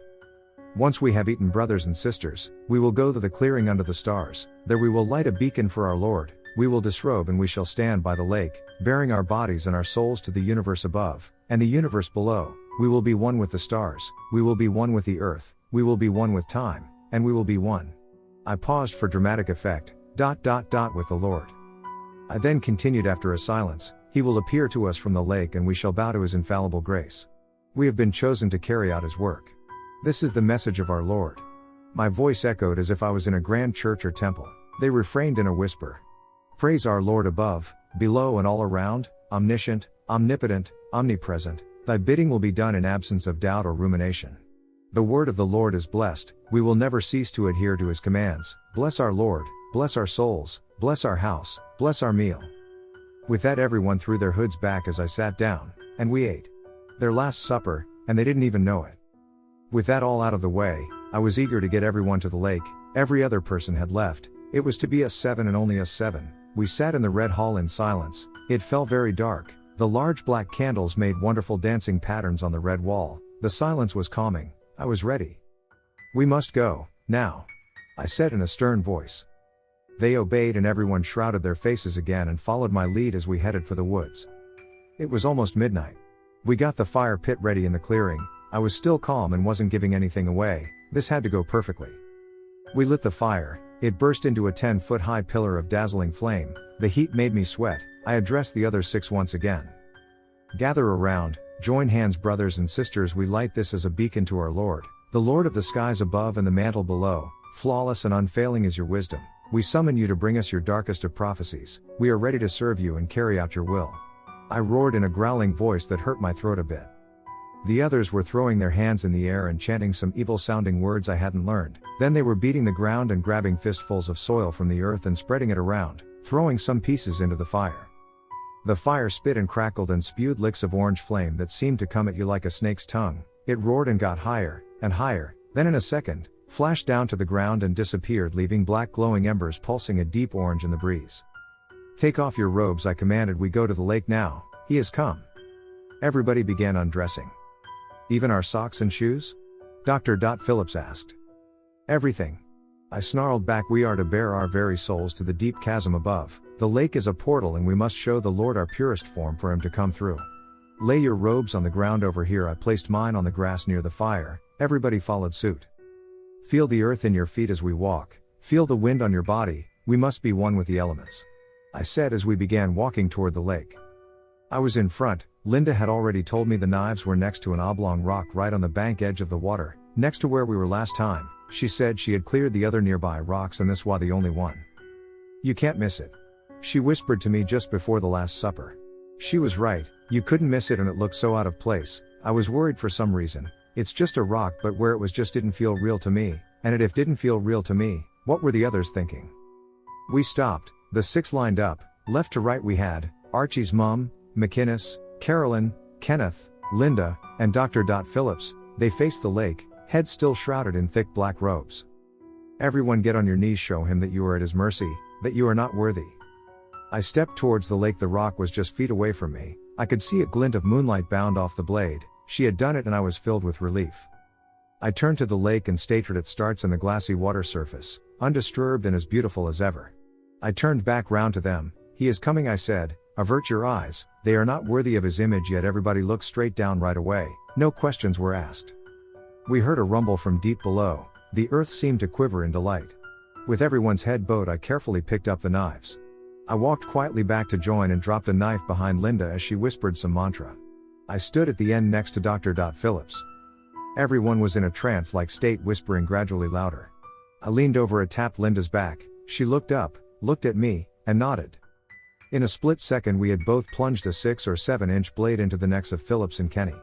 They hit the ground almost immediately, spewing and gargling what seemed like liters of blood. The other 3 looked up. In a second they were bounding for us. Carolyn was closest, but Linda couldn't get the blade out from Kenneth's neck. She made a frantic grab for Linda's hair and missed by about the length of a finger. Linda shot back to evade Carolyn's advance. I quickly whipped the blade from the doctor's neck and dived with my whole body onto the hard bank to try and grab her. I missed, but she was still pursuing Linda. I got back to my feet and sprinted as fast as I could. I rugby tackled her to the ground, yanked her short hair back to expose her neck, and I ran the blade across it. It zipped open like a wide mouth and began gushing with blood. I got to my feet and stamped on the back of her head, mashing her face right into the damp, bloody soil. I looked up. I saw Linda staring back at me. She had started to run back over, shouting, "Behind you!" She screamed multiple times. When I finally made out what she said, I turned quickly and McInnes was coming at me with Linda's knife.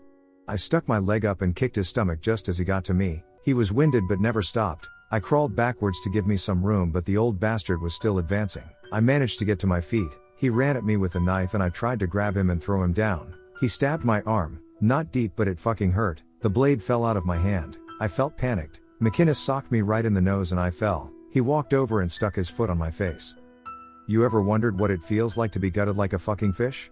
He hissed in a demonic sounding voice. His eyes were wide and maniacal. He raised the ceremonial blade, then his eyes went off into the distance, a 1,000-yard stare of someone who is suffering extreme body shock. His eyes looked glazed and lifeless. He fell to the ground. My knife was sticking out the back of his head. Linda stood over him. She was hysterical, panicking, covered in blood. I had no time to comfort her. We had to get Archie's mom. I shook her by the shoulders. "Linda, it's almost over. Where did Archie's mom go?" She pointed to the woods with a shaky finger. I turned and sprinted to the woods, leaving Linda behind. I didn't get in very far when I heard a groaning sound. I slowed myself down, eyes peeled looking for any movement. I heard it again. I followed the source of the sound and I stumbled over Archie's mom. She had tried to run through the thick woods, fell and her ankle bone was sticking out of her leg. I have no idea how she done it, but it saved me a fuckload of bother. I dragged her back to the lake. "Just fucking kill me," she said in an old witch sounding voice. "Oh, don't worry, I'll fucking kill you. You let them kill your only child, my best friend, and for what? I've seen where you're headed, you'll realize it was all for fucking nothing." I was getting more fueled by anger because she smiled and looked smug the whole time I spoke, but I had had enough. I brought the blade down on the front of her neck and it went all the way through to the earth below, then I pulled it out the side, ripping half her throat out. She never made a single sound. I sat down on the grass. It was cold. Linda sat next to me. "What do we do now?" she asked. "We leave them here, I think. He said he would collect them. After this, we're burning their robes, burning that cabin down, and we are going to go home and start our new life, start over again." I threw my arms around her and we kissed for a long time. A new wave calm had came over me. We headed back to the clearing. The robes lay in a pile next to the still smoldering pit. I lit the fire again and I went to pick them up. I took my own first. Linda stood by the fire grateful for the heat, as was I. I stood there with my robe in my hands. The flames waltzed before me. The fire felt good. It was so graceful in the way it moved. I looked at Linda. It lit up her face in such a beautiful way. I really did love her. "Come here," I said with a smile. She walked over smiling back and I put my arm over her shoulder. She rested her head on mine and watched the fire. It felt perfect. She jolted. Her eyes went wide with fear as she slowly moved away from me. The blade I had hidden in my robe slid slowly out from her stomach. She fell to her knees whimpering, sobbing, in pain, alone, scared, knowing she was about to die and nobody could help her.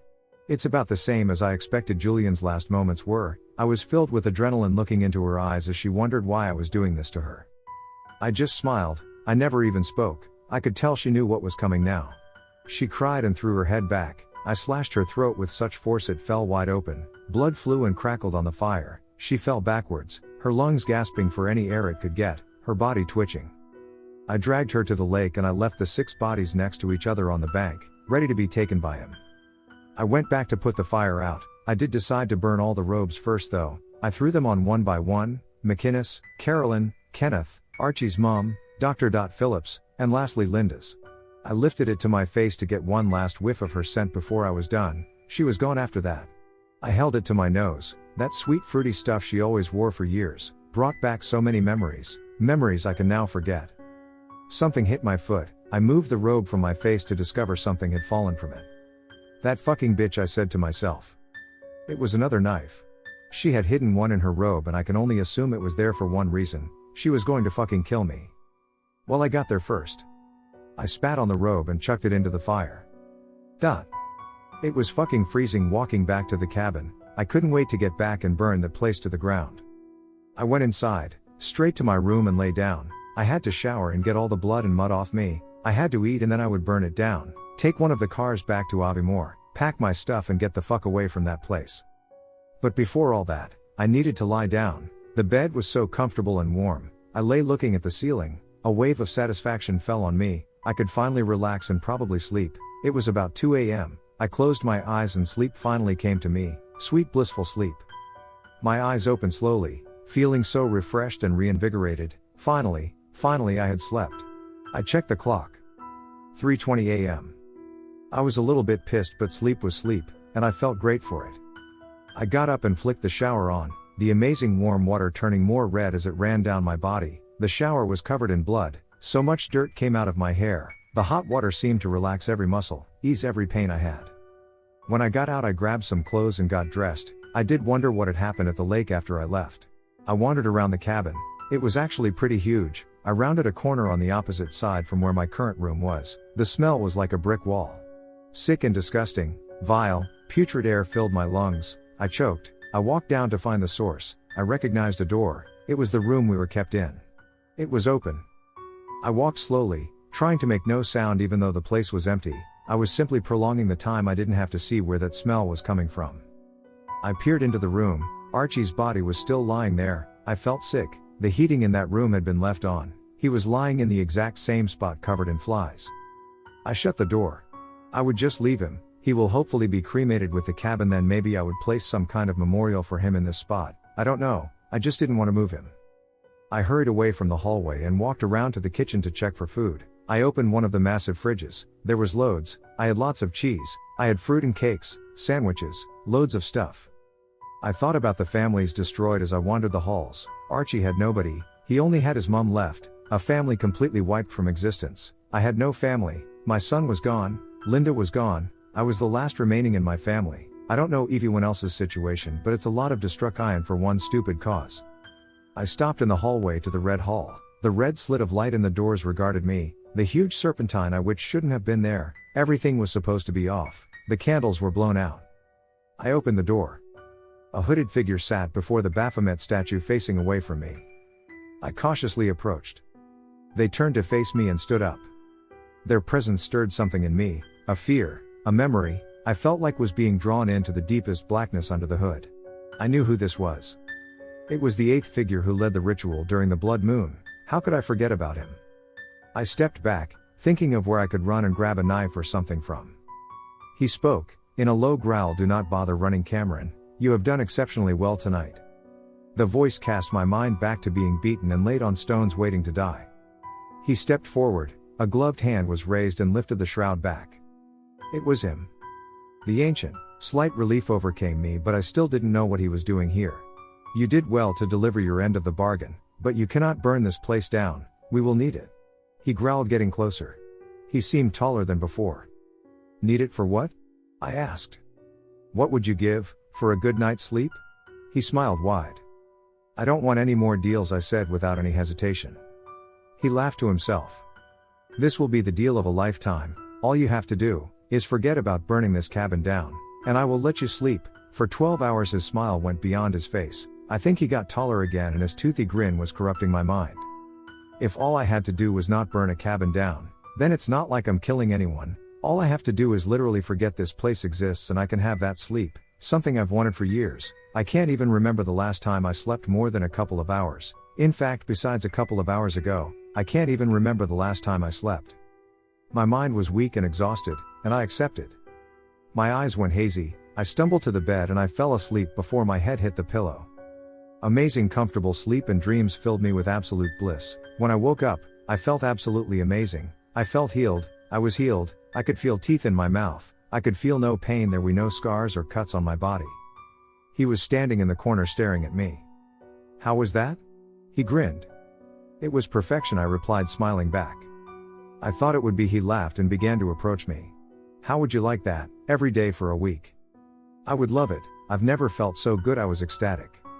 "One soul," he said, his face turned serious. I didn't know what to say. There was no way I was killing innocent people just to sleep, but then, I needed that sleep again. It was already over and I wanted more, and his eyes, his deep red burning eyes, they were powerful and persuasive. "You are weak, you will accept," he growled as his eyes flashed with fire. "One soul, 1 week, and that's it." I yielded to his deception without even thinking about it properly, fueled by my own greed. His smile widened. I felt so ashamed, but a full week of feeling like this, how the fuck could I turn that down after what I've been through? I happily shook his scaly hand. The deal was done, and he dissipated into the shadow. Now he's gone, I can see clearly. I'm alone in this cabin, wondering what to do. I should have never accepted. I have 2 days left and I need to find someone. I can't believe I'm doing this. There have been intermittent knocks on the door from various numbers of hooded figures. I haven't let anyone in, not yet anyway. Maybe I'll need them at some point. I don't even know what happens after this week. He'll probably make me do it again. And you know as well as I do. I'll probably accept. It just feels so good to finally be able to sleep. Signed, Cameron Murphy.